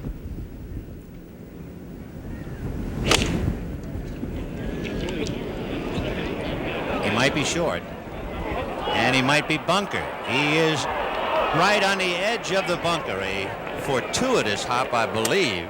He could have rolled in, and that slight gust of wind might have intimidated him. A reminder, friends, since this is very much far from over. It's a high wire act in a windstorm for Ed Sneed. Down there. Well, no, you. And if Sneed cannot get his par, then we would go into playoff time and go to 10.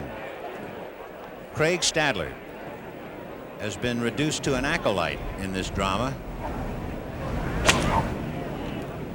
Comes in here at 3 under. And a lovely shot for Craig. He played here twice as an amateur. This is his first time as a pro, and it checks up and trickles off the green. So Stadler, who started the day at 7 under, has gone 4 over, and now the stage is virtually left for Ed Sneed. What a long and painful walk it can be. What a glorious walk it has been. And we'll find out the results of this walk in a moment. Ed Sneed's second shot, balanced precariously just on the lip of the bunker on the right. He must get down in 2.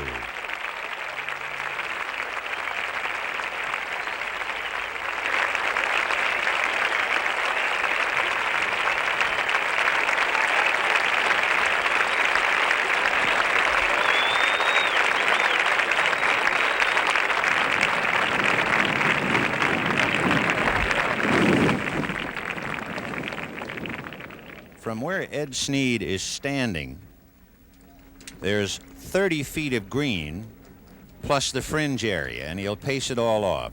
It will also have a tendency to drop from right to left. Ed will take a look from the other side. There is the leaderboard. And Tom Watson and Fuzzy Zeller are in that frustrating stage now where it is out of their hands. It's in the hands of Ed Sneed. If he gets down in 2, he wins. If he bogeys, we have a 3-way tie.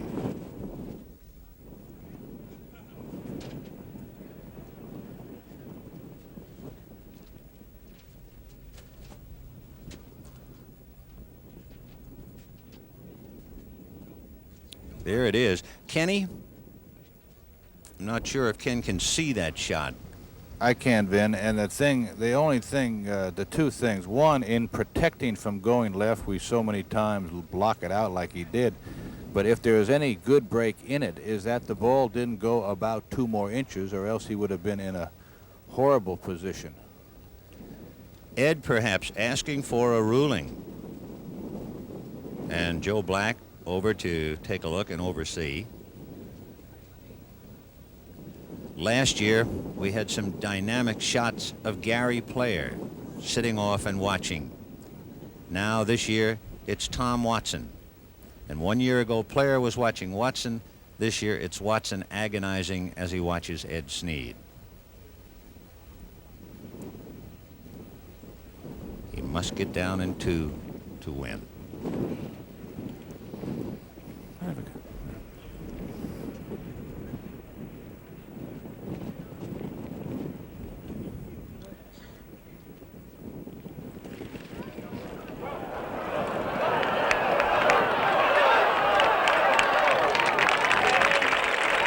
Tell you what, that's a lot tougher putt than Hubert Green had. So he's not finished.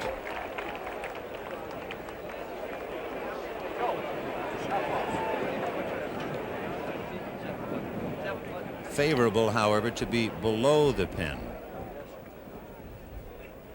So Ed Sneed must sink the putt to be the Masters champion. Craig Stadler finishing up at 3 under. 4 over for the round. And a nice effort to get close. Stadler kind of looked at Sneed, didn't say anything, a little tight-lipped as he walks up to his ball.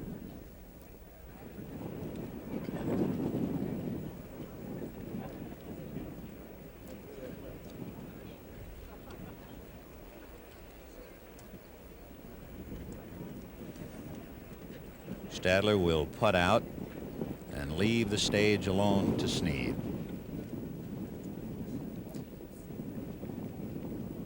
And as Craig naturally intent upon making this last shot for his 1979 Masters, you can just imagine how excruciating it is for Ed Sneed. Oh, he appears casual, leaning on that putter.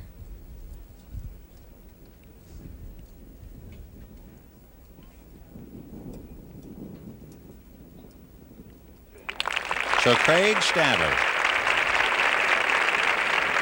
walking off, was at one time 9 under and finished up at 3.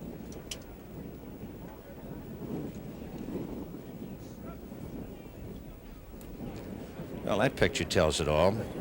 It leaves out one person, Fuzzy Zeller.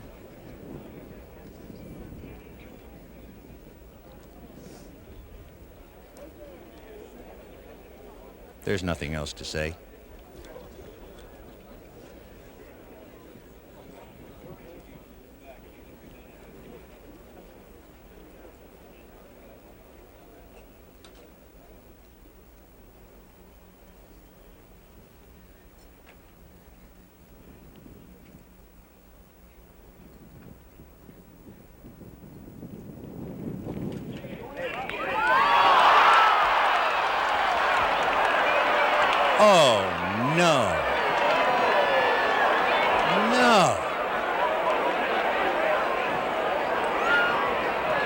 What was it we said yesterday? Sir Walter Simpson said golf has drawbacks. It is possible by too much of it to destroy the mind. Well, this gallery is shocked. A three-way sudden death playoff will begin at 10. Fuzzy Zeller, Ed Sneed, and Tom Watson, and what an incredible accomplishment for Fuzzy Zeller. In his first Masters, he's in a sudden death playoff. But the crowd, it was not a case of cheering for a favorite. They were shocked. And so they go to 10. Let's take another look. It's painful to see it a second time, knowing what's ahead for Ed Sneed. And you hope maybe a gust of wind would blow it in.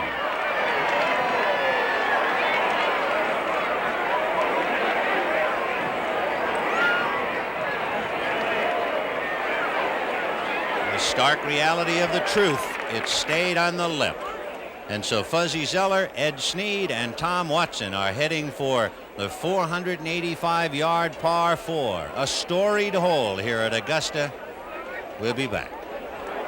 This is the 10th hole at Augusta. It is called Camellia, 485-yard par 4, a drop of 102 feet from tee to green. It was 10 yards longer than 13 until that par 5 hole was extended in 1975. Now, the backdrop of stately pines which shade the green also make the surface very hard. Hogan drove high on the right side here, then would use a 4-wood to the green. It rolls well on the left, but of course you have a tree line and trouble on the left.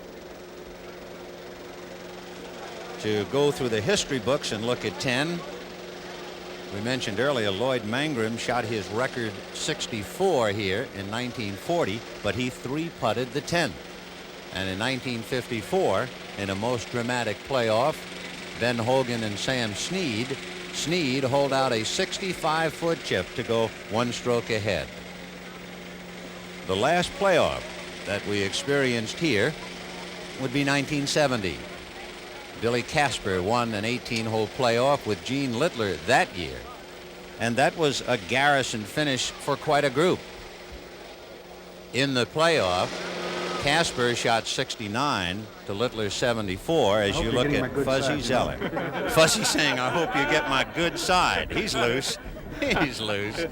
On the last day in 1970, 7 players were within 1 or 2 shots of the lead.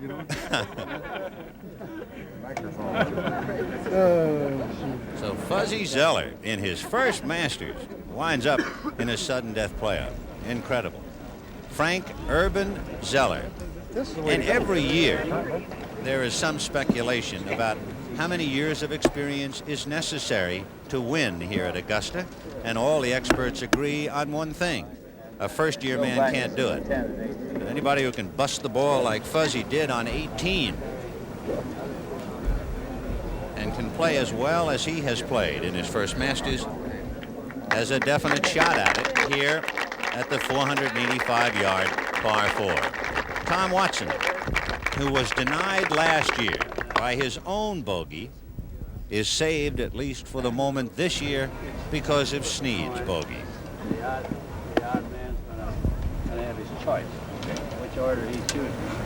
And then the other two will let them flip one for them and let one of you call it, and then you get to choose between shooting second and third.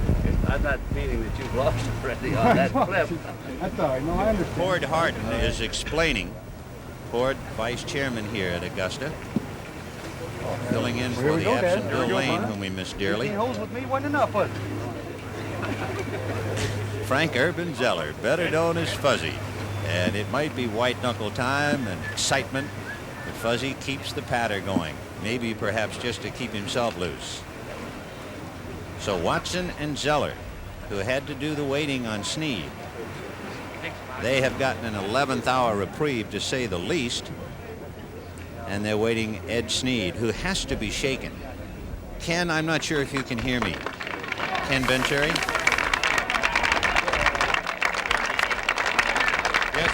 I was just wondering, would you think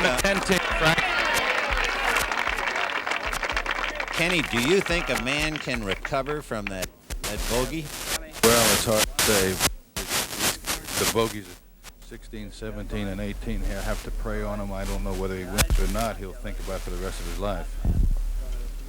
Ford Harden again explaining the toss of the coin.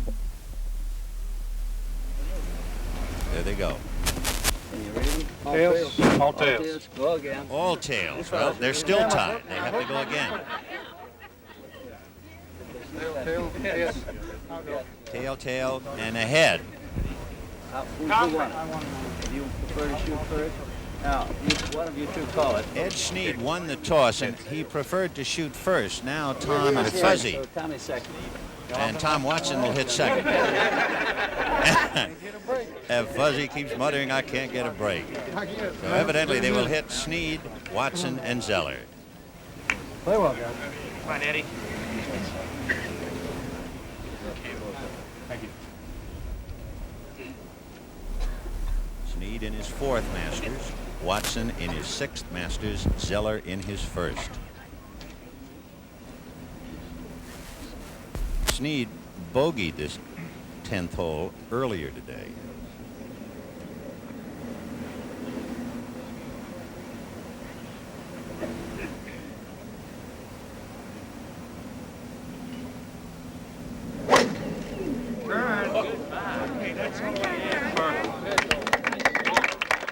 And although he has to be downcast, Ed Sneed drills it perfectly down the slope of the left side. So he'll get all the ride.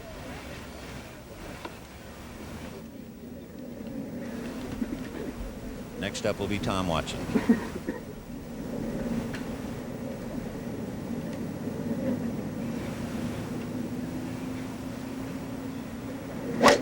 Turn. Well, the gallery on the tee describing it as perfect.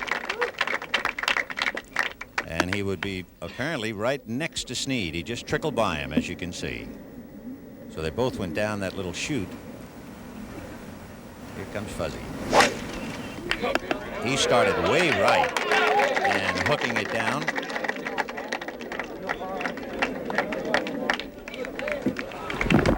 And Fuzzy will outdrive them. Is that something?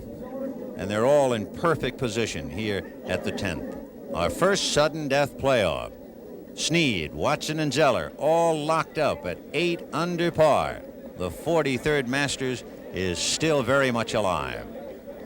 The 10th hole, an extra bonus for all of us here in this 43rd Masters, and a sudden death playoff amongst 3 fine young players. Fuzzy Zeller, Ed Sneed, and Tom Watson. And the story today, Ed Sneed with a 5-stroke advantage going into the final round, and the 5 strokes would not stand up for him. In retrospect, Sneed made what appeared to be a critical putt at 11. He also made a birdie at 13. He made a great par putt at 14. And then he made a 6-foot birdie on 15 to go 11 under, and at that particular moment in time, it appeared as if he was going to be the winner. But it was not to be. He struggled at 16, took that bogey at 17, and then the heartbreaking bogey at 18 when his second shot caught the edge of the bunker on the right, and then his putt for par stayed on the bottom part of the cup somehow right on the edge. Meanwhile, Watson had a great fortunate shot way back on 12. He hit into the bank, made a remarkable recovery and saved par. Ed Sneed will be first to play. Zeller missed a birdie at 16. At 17, Watson missed a birdie. And then it was all washed away on the bogey at 18 by Sneed.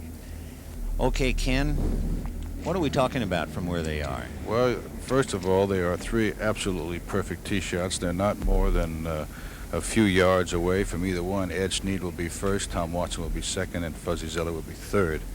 They're looking at downwind, the hole playing short, pin in the left-hand side of the green, and the ideal shot would be bringing in a little bit from right to left.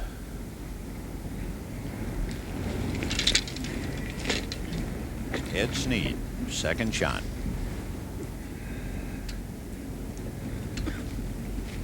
Eddie's taking a 7-iron.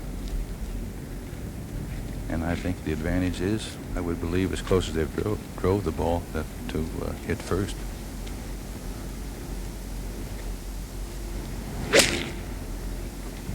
Made a good swing, and it's right on line. It's going to be a little ride the hole, but beautiful shot.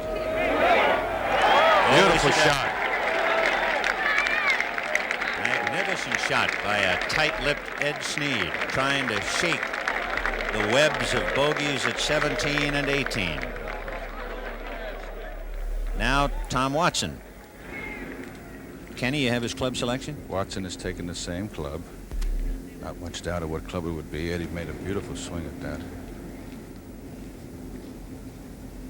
Watson also with a 7.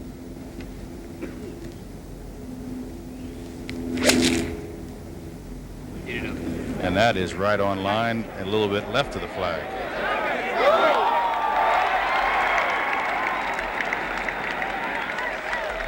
And sooner or later it comes down to the blade. And now here's Fuzzy Zeller.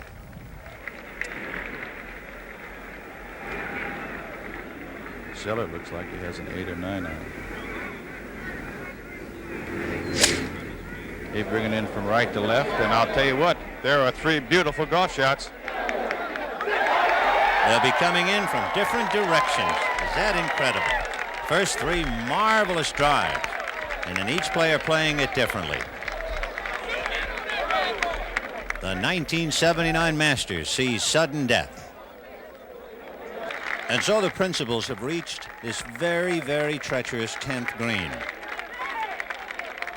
In this first hole of the playoff, and here they are. The man who apparently had it won back around 15, that would be Ed Sneed. He's in the Ohio State red. Below the pin, Fuzzy Zeller, who has astounded most of the experts with an incredible first Masters. And then to the right, the Masters champion in 77, who missed by 1 in 78, golfer of the year Tom Watson. Kenny, anything particular about this green, and we'll take it from the different angles. Well, you have Fuzzy will be first to putt. Fuzzy's probably right at about 15 feet. I have never seen 3 more perfect drives or 3 finer irons at the time. And he'll be first to putt, and I think that it may boil down to first in wins. Does it make a difference to you? Would you rather come in from any particular side on this flagstick?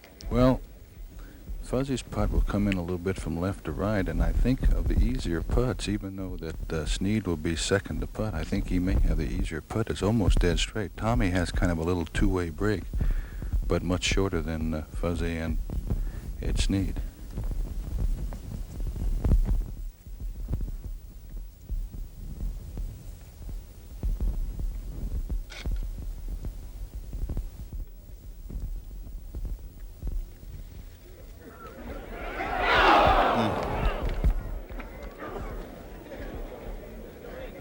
It's as if we're at a diamond cutters convention here. So Zeller has made his pass at the target. Ben, I'd almost have to, if I was a betting man, I'd almost have to say that one of these 2 next men are going to make this putt.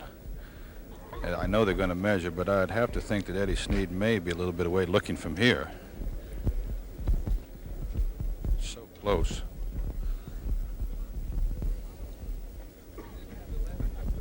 Hord Harden is using the flagstick for a measurement. Kenny, what about it? Would you rather be putting now or last? I think I'd rather go first. Okay. I think if it's the idea, I think if you miss it, you still haven't lost. If you make it, you can win. And if he does make it, then Tom Watson has to make it. He's a flagstick and an envelope away from a birdie. And an airmail stamp. Eddie Sneed's going to be away if they put the flag down the right way now, as I thought he may be. We just have to a use little the bit. envelope again, too. He's away by 6 inches.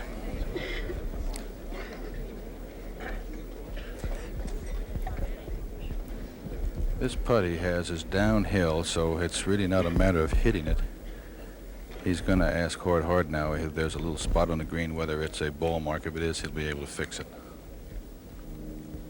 Putt will come a little bit, it should move a little bit to his left, but it's almost dead straight.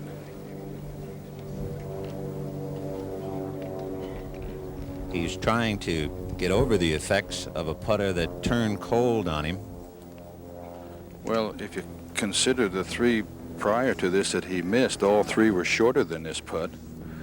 And if you'd have to say the downfall any place, you'd have to say the 3 putt at 16 is what set up the whole downfall for him. Amazing, too, since it was at 15 where he made that marvelous 6-footer to go 11 under and apparently clinch it. But you don't clinch out at 15.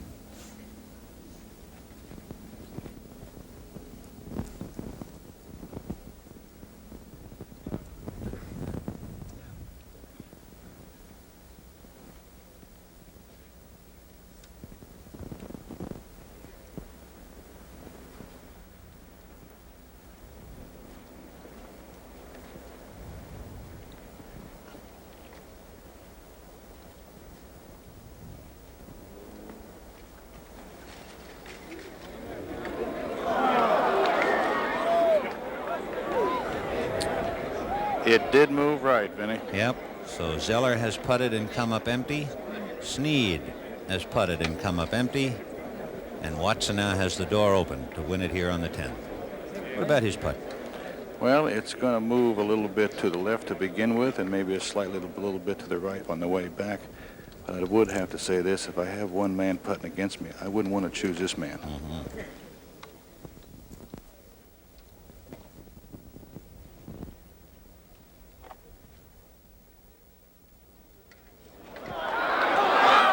So they all come up empty.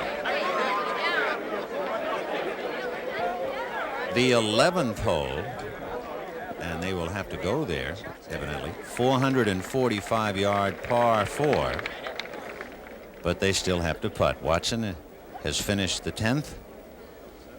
Sneed and Zeller must knock in their putts to move to 11. Now they have to determine which one is away between Eddie Sneed and Fuzzy Zeller. Mm-hmm. And at this stage, nothing is a gimme, Vinny. I see Hort Harden down there. They use the toss of the coin on 10. If they all come off 11 even, do they still drive off again the same way as 10? They go by honors, just as they started off 10. As if it was a regular round. If one man makes a bogey, he is eliminated, and then it boils down to 2. Zeller for par. So he goes to play 11 with Watson. I would like to make one point, Vin. They're not playing for third. Even if one man's eliminated at a hole, he will still tie for second. There is only one winner, and the other 2 will tie for second.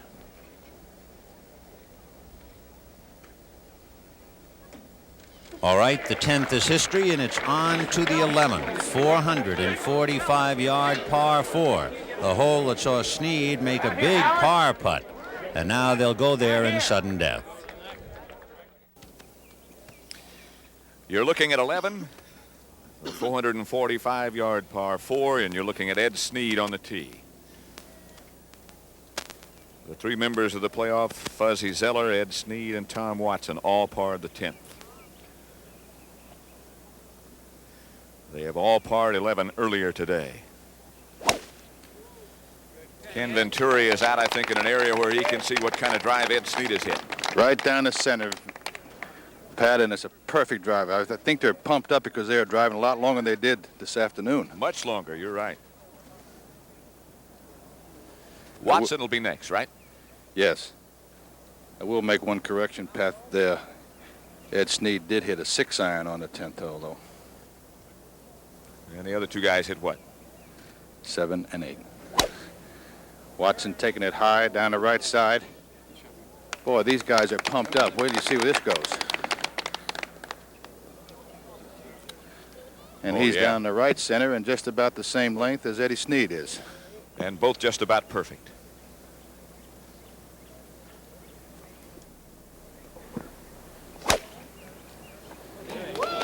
Pat, here comes another one, and this may be longest one of the three. And it is. Look at this. Wow. Ken, I have not seen anybody even close to being that long in the days that we've been here this year.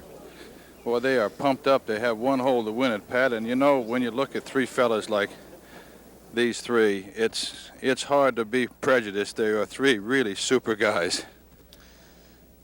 Ken, does your playoff philosophy differ from that in the regular competition? Well, I think, Pat, what happens is that Eddie Sneed, after bogeying 3 holes we talked about, is probably in the toughest frame of mind.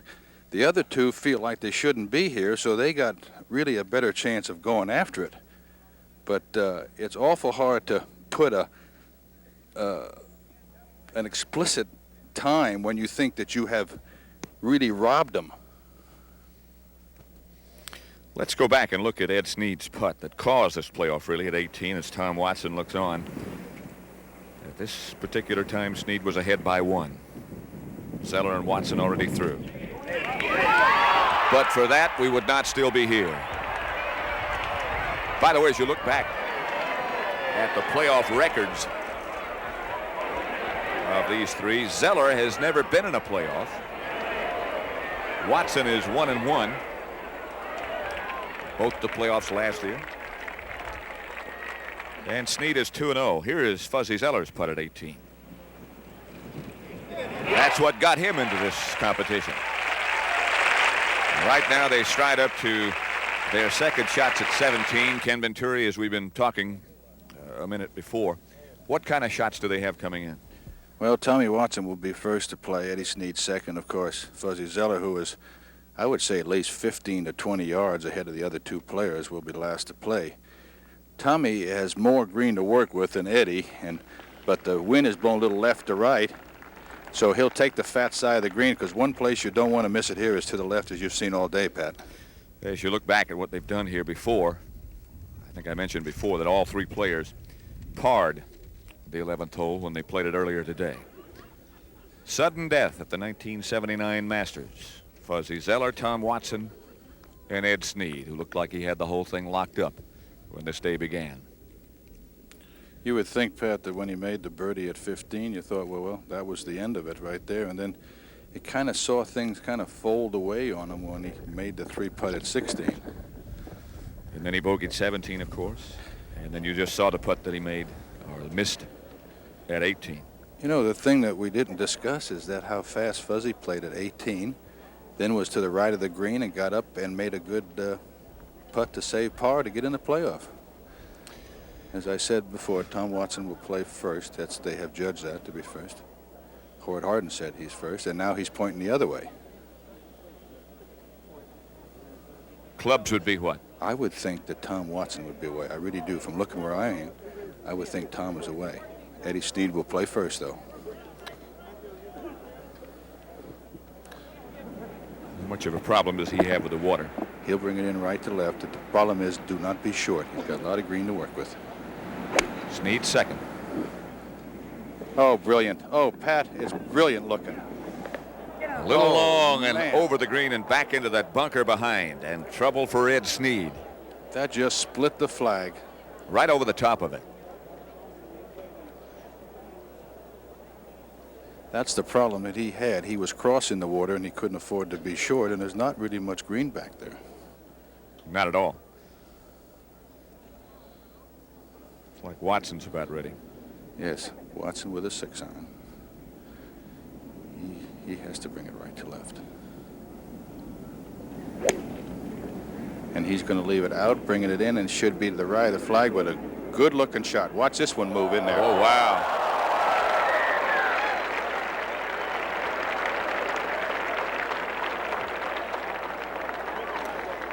That looks like about 15 feet for Watson. Sneed in the back bunker. Watson looking at a birdie.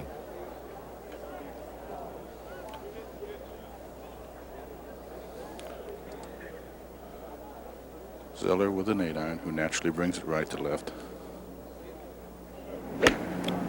Take much time.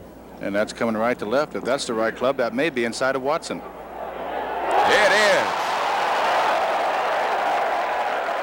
Two spectacular shots from Watson and Zeller. Sneed's in the bunker. You're looking at sudden death in the 1979 Masters. 3 players involved. He had Sneed in the back bunker at 11. Zeller about 8 feet away. Watson about 15 feet away.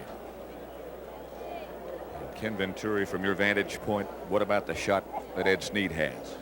Well, we saw the shot that he played at 12 this afternoon, a brilliant bunker shot, and the shot did go in the bunker, Pat, but you can't say it was a bad shot. He didn't have very much green. He fired right at the flag, and he deserved credit for that, but there's not much room there, and the ball was not far from really being perfect.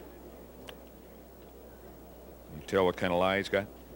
He's clean. He's not buried. He's a little downhill. The ball will be a little bit above him, and it would be a brilliant shot to knock it close, but it would have to be thought of that he may leave a little short because of the water, but he only has one chance to go at it.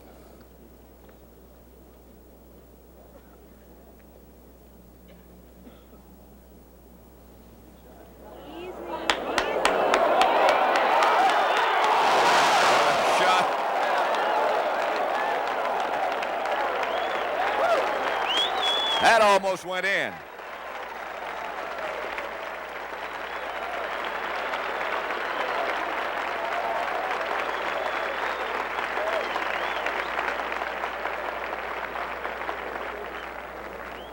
Even the other competitors applauded that shot by Ed Sneed. Here it is again.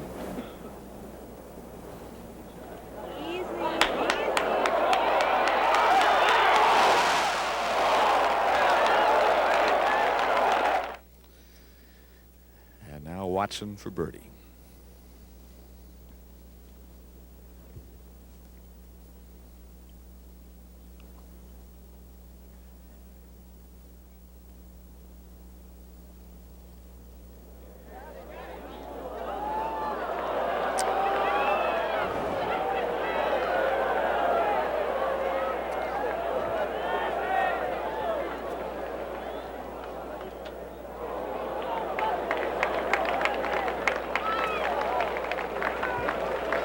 There has never been a first-time starter to win this championship, except, of course, for the first one. But you're looking at the guy who has a chance, Fuzzy Zeller. Pat, I think you're looking at a man, too, that you won't see leave it short. As we've spoke so many times about this man, he is bold. Well, since the playoff began, he hasn't hit a bad shot by any means, and he won't take too much time either.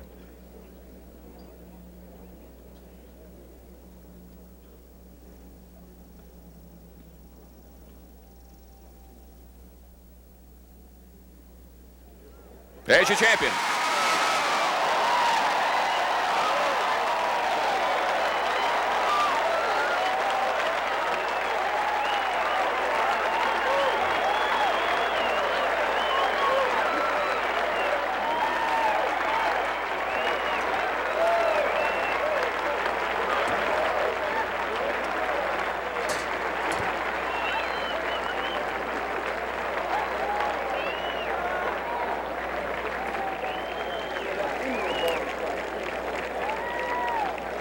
Fuzzy Zeller, 1979 Masters champion, 70-71, 69-70. A finishing score, a playoff victor over Watson and Sneed. And so it is written in the history books of the Augusta National, the 1979 Masters sudden death, the agonizing last couple of holes of Ed Sneed, the troubles of the dogged Tom Watson, and the irrepressible good humor and eventually good fortune of Fuzzy Zeller. We'll have an interview with Fuzzy just as soon as we can get him back in to the Butler house and have a chance to have Arnold Palmer visit with him after that thrilling victory at the 11th hole. And you can see Frank Urban, better known as Fuzzy Zeller, on his way back. He'll be 28 in November, and in case you wondered, that does not make him the youngest winner in playoff history. Jack Nicklaus was 26 when he won in a playoff in 1966. So Fuzzy Zeller is the winner, Tied for second, Tom Watson and Ed Sneed. And you must think that a great portion of this 79 Masters is the story of Ed Sneed. Sneed, who looked like he had it won. He had won 3 times on the tour. And Fuzzy Zeller, by the way, has never won on the tour until today. So his first tournament victory is the Masters. But again, in retrospect, it was the struggles of Ed Sneed. A super par putt at 11, the first time at it today. Then later on, he saved par at 12. Watson had to do the same thing with a great second shot. Sneed got a very important birdie at 13, and he made a great par putt at 14. Meanwhile, Jack Nicklaus salvaged a par at 15, but he was starting to fade. Sneed then knocked in a 6-footer, having pitched up from 80 yards, and that gave Sneed 11 under, and it appeared as if he was going to win it right then and there. But the 16th hole jumped up and got Sneed. Watson missed a birdie. Zeller missed a birdie. And the 17th is when Sneed came back to the field. And so as they got to the 18th, Sneed needed a par to win it. And as Watson and Zeller stood off and watched, Sneed's second shot caught the very edge of the bunker on the right. He then hit onto the green, only to see his putt for par hang on the bottom half of the hole, just on the lip, and stay there. Almost like a statue, he stood in shock, went over and stared down at the hole, hoping that perhaps a fortuitous gust of wind would carry the ball into the cup and thereby make him the champion, but it was not to be. And so they took off on the 10th, played that even, and in the 11th hole, once again it was the frustration of Ed Sneed. We'll show you that putt that Ed Sneed and so many of us will remember for a long time to come as Tom Watson looked on. And it hung, and it hung, and it hung.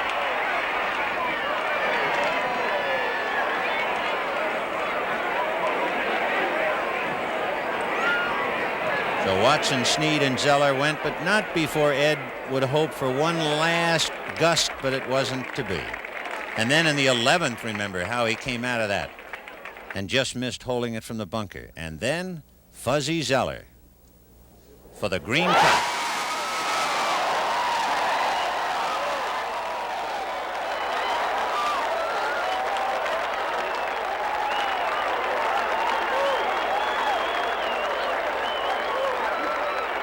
A downcast Ed Sneed, a somewhat stoical and philosophical Tom Watson, and an excited and delighted Fuzzy Zeller. And so the gallery comes from the 11th, walking back up through the 18th, this famous walk at Augusta, where the gallery has saluted so many golfing kings ever since 1934. And now on this 43rd, Fuzzy Zeller motoring in from the 11th green, and in a moment or two we'll be able to have him on with Arnold Palmer. There had been 6 playoffs necessary in the 42 previous tournaments. One was at 36, the others were at 18. The sudden death playoff policy was adopted in 76, and then this year the sudden death policy was to begin at 10 instead of 1. So they started at 10 and Zeller won it at 11. And I would say one thing for Ed Sneed and for Tom Watson. In losing a playoff at Augusta, you are not even close to being disgraced. You are in some marvelous company. The most frequent loser in a playoff here is a man named Ben Hogan.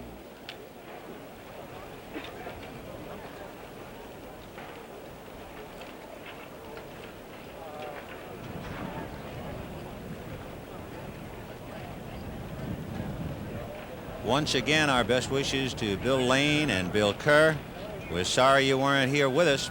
We hope we were able to share the excitement with you. Now let's go down and meet the winner, Arnold Palmer, and go to Pat Summerall. Tim, thank you very much. I'd like to introduce now the Vice Chairman of the Augusta National Golf Club, Mr. Hord Hardin. Hord? Thank you, Pat.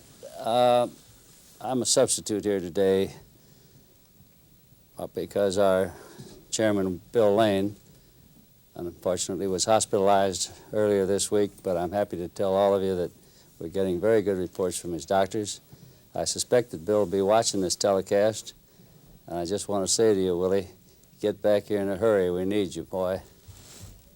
Now, as to the business at hand, this is a traditional part of the Masters Tournament, originated by Bob Jones some years ago. It gives us a chance to talk to our low amateur, and then this year our 2 runner-ups, if that's the right word, and our new champion.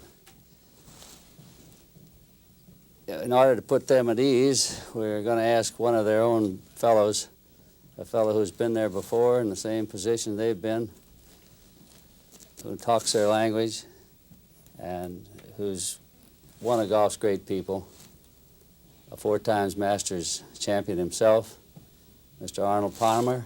And Arnie, if you'll take it on from here. Thank you, Hord. Well, ladies and gentlemen, we've had a great golf tournament, and of course we've had a great winner, a couple of great runners-up, and of course the amateur champion, Bobby Clampett. And Bobby, congratulations on your fine golf. You really played well this week. Thank you, Arnold.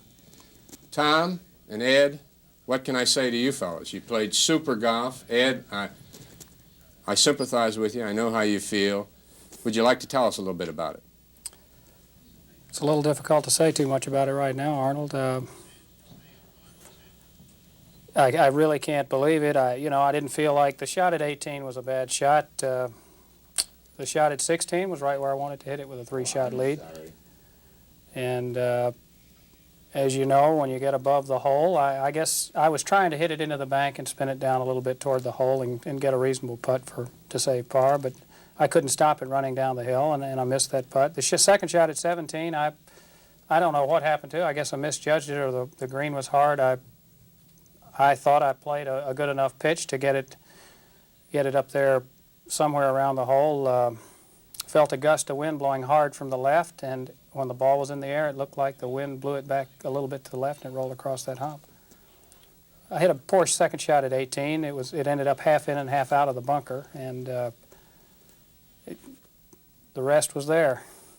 Well, do you feel like maybe 16 had something to do with the whole situation after you gained a 3-shot lead and you're... Well, not so much at 16. That was a tough position. I could probably hit that putt a lot of times and not stop it any closer to the hole than I did, and I misread the second putt a little bit, and I missed the putt. At that point, I still didn't feel like I was giving the golf tournament away. I felt like that was the hole that if anything, bad happened, that could happen if I hit it in the water or something like that. But the shot at 17, I thought I played a pretty good shot, but it ran too far. Well, I know you had to feel pretty good after 15, and Tom, you were hanging in there, but you saw what Ed was doing.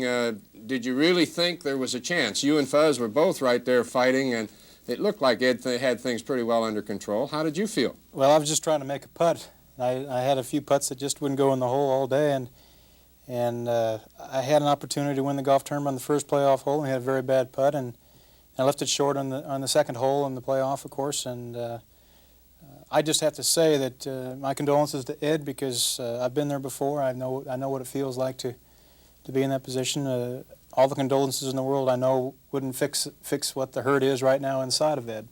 But he'll have plenty of tournaments left. I know he's a great player, and he showed it this week. And my congratulations to you, Frank Urban Zeller. Well, and to Fuzzy. And I call you Fuzzy because that's sort of a name you and I and everyone else on the tour knows you as. And I'm sure your wife, Diane, is very happy at this point. She's very pregnant at this point, is she not? Well, I just hope she hasn't had it. I mean, this kind of excitement's liable to just force it a week early. Well, now, Fuzz, how did you feel? I know at times I was watching you most of the day, and I saw you were hanging in there, but and you were playing awfully well. Tommy overshadowing just a little, if you don't mind, as you were playing, and you came to 18, and of course you had that little putt, and it was no little putt. It was a big putt. Were you aware at that point what might happen? Well, Arnold, I'll be very honest with you. I didn't think we had a chance. Here I'm sitting at 7, and he was at 11, Ed was, and, all I could do was just try, and I gambled on 15 there when I was 235 into the wind. I didn't think I had a prayer to get over, and it paid off. I made a birdie there, and that kind of turned it around, and I birdied the 17th. Well, I think that maybe they're going to show that putt at 11, and of course you fellas, the three of you, here we are watching that winning putt, and beautiful. How did you feel when you were stepping over that putt? How did you really feel about whether you were going to make it? You had a free shot. Well, I hit a very good putt on the last the last three holes, on 17 and 18, and then the one on 10, I hit a good putt. So that putt there, I knew that if I missed it, I was going into another hole. So I was just trying to hit it straight in and just hope for the best. Well, Fuzz, right now, I have pleasure of asking Gary Player, the defending champion, to come in. And Gary, would you do something that is a great tradition and ritual here at the Masters Golf Tournament and Fuzzy, put the jacket on the new champion? Thank you very much, playing, Gary. Fuzzy. Well done. Thank you. I'm sure you'll be very proud to wear this jacket. And you so strong and big, you need a size 50. Oh, we'll get her to fit. I'm glad you guys don't get tied up like this on the golf course. You'd really be in trouble. Well, congratulations, Fuzz. That was tremendous. To you, Ed Sneed, what can you say? I know all of us who play golf know. Tom Watson, Bob Clanton, congratulations on your great play. And to Pat? Arnold, we offer our congratulations too. Thank you, Pat. Thank you. Great, Fuzz. Thank you.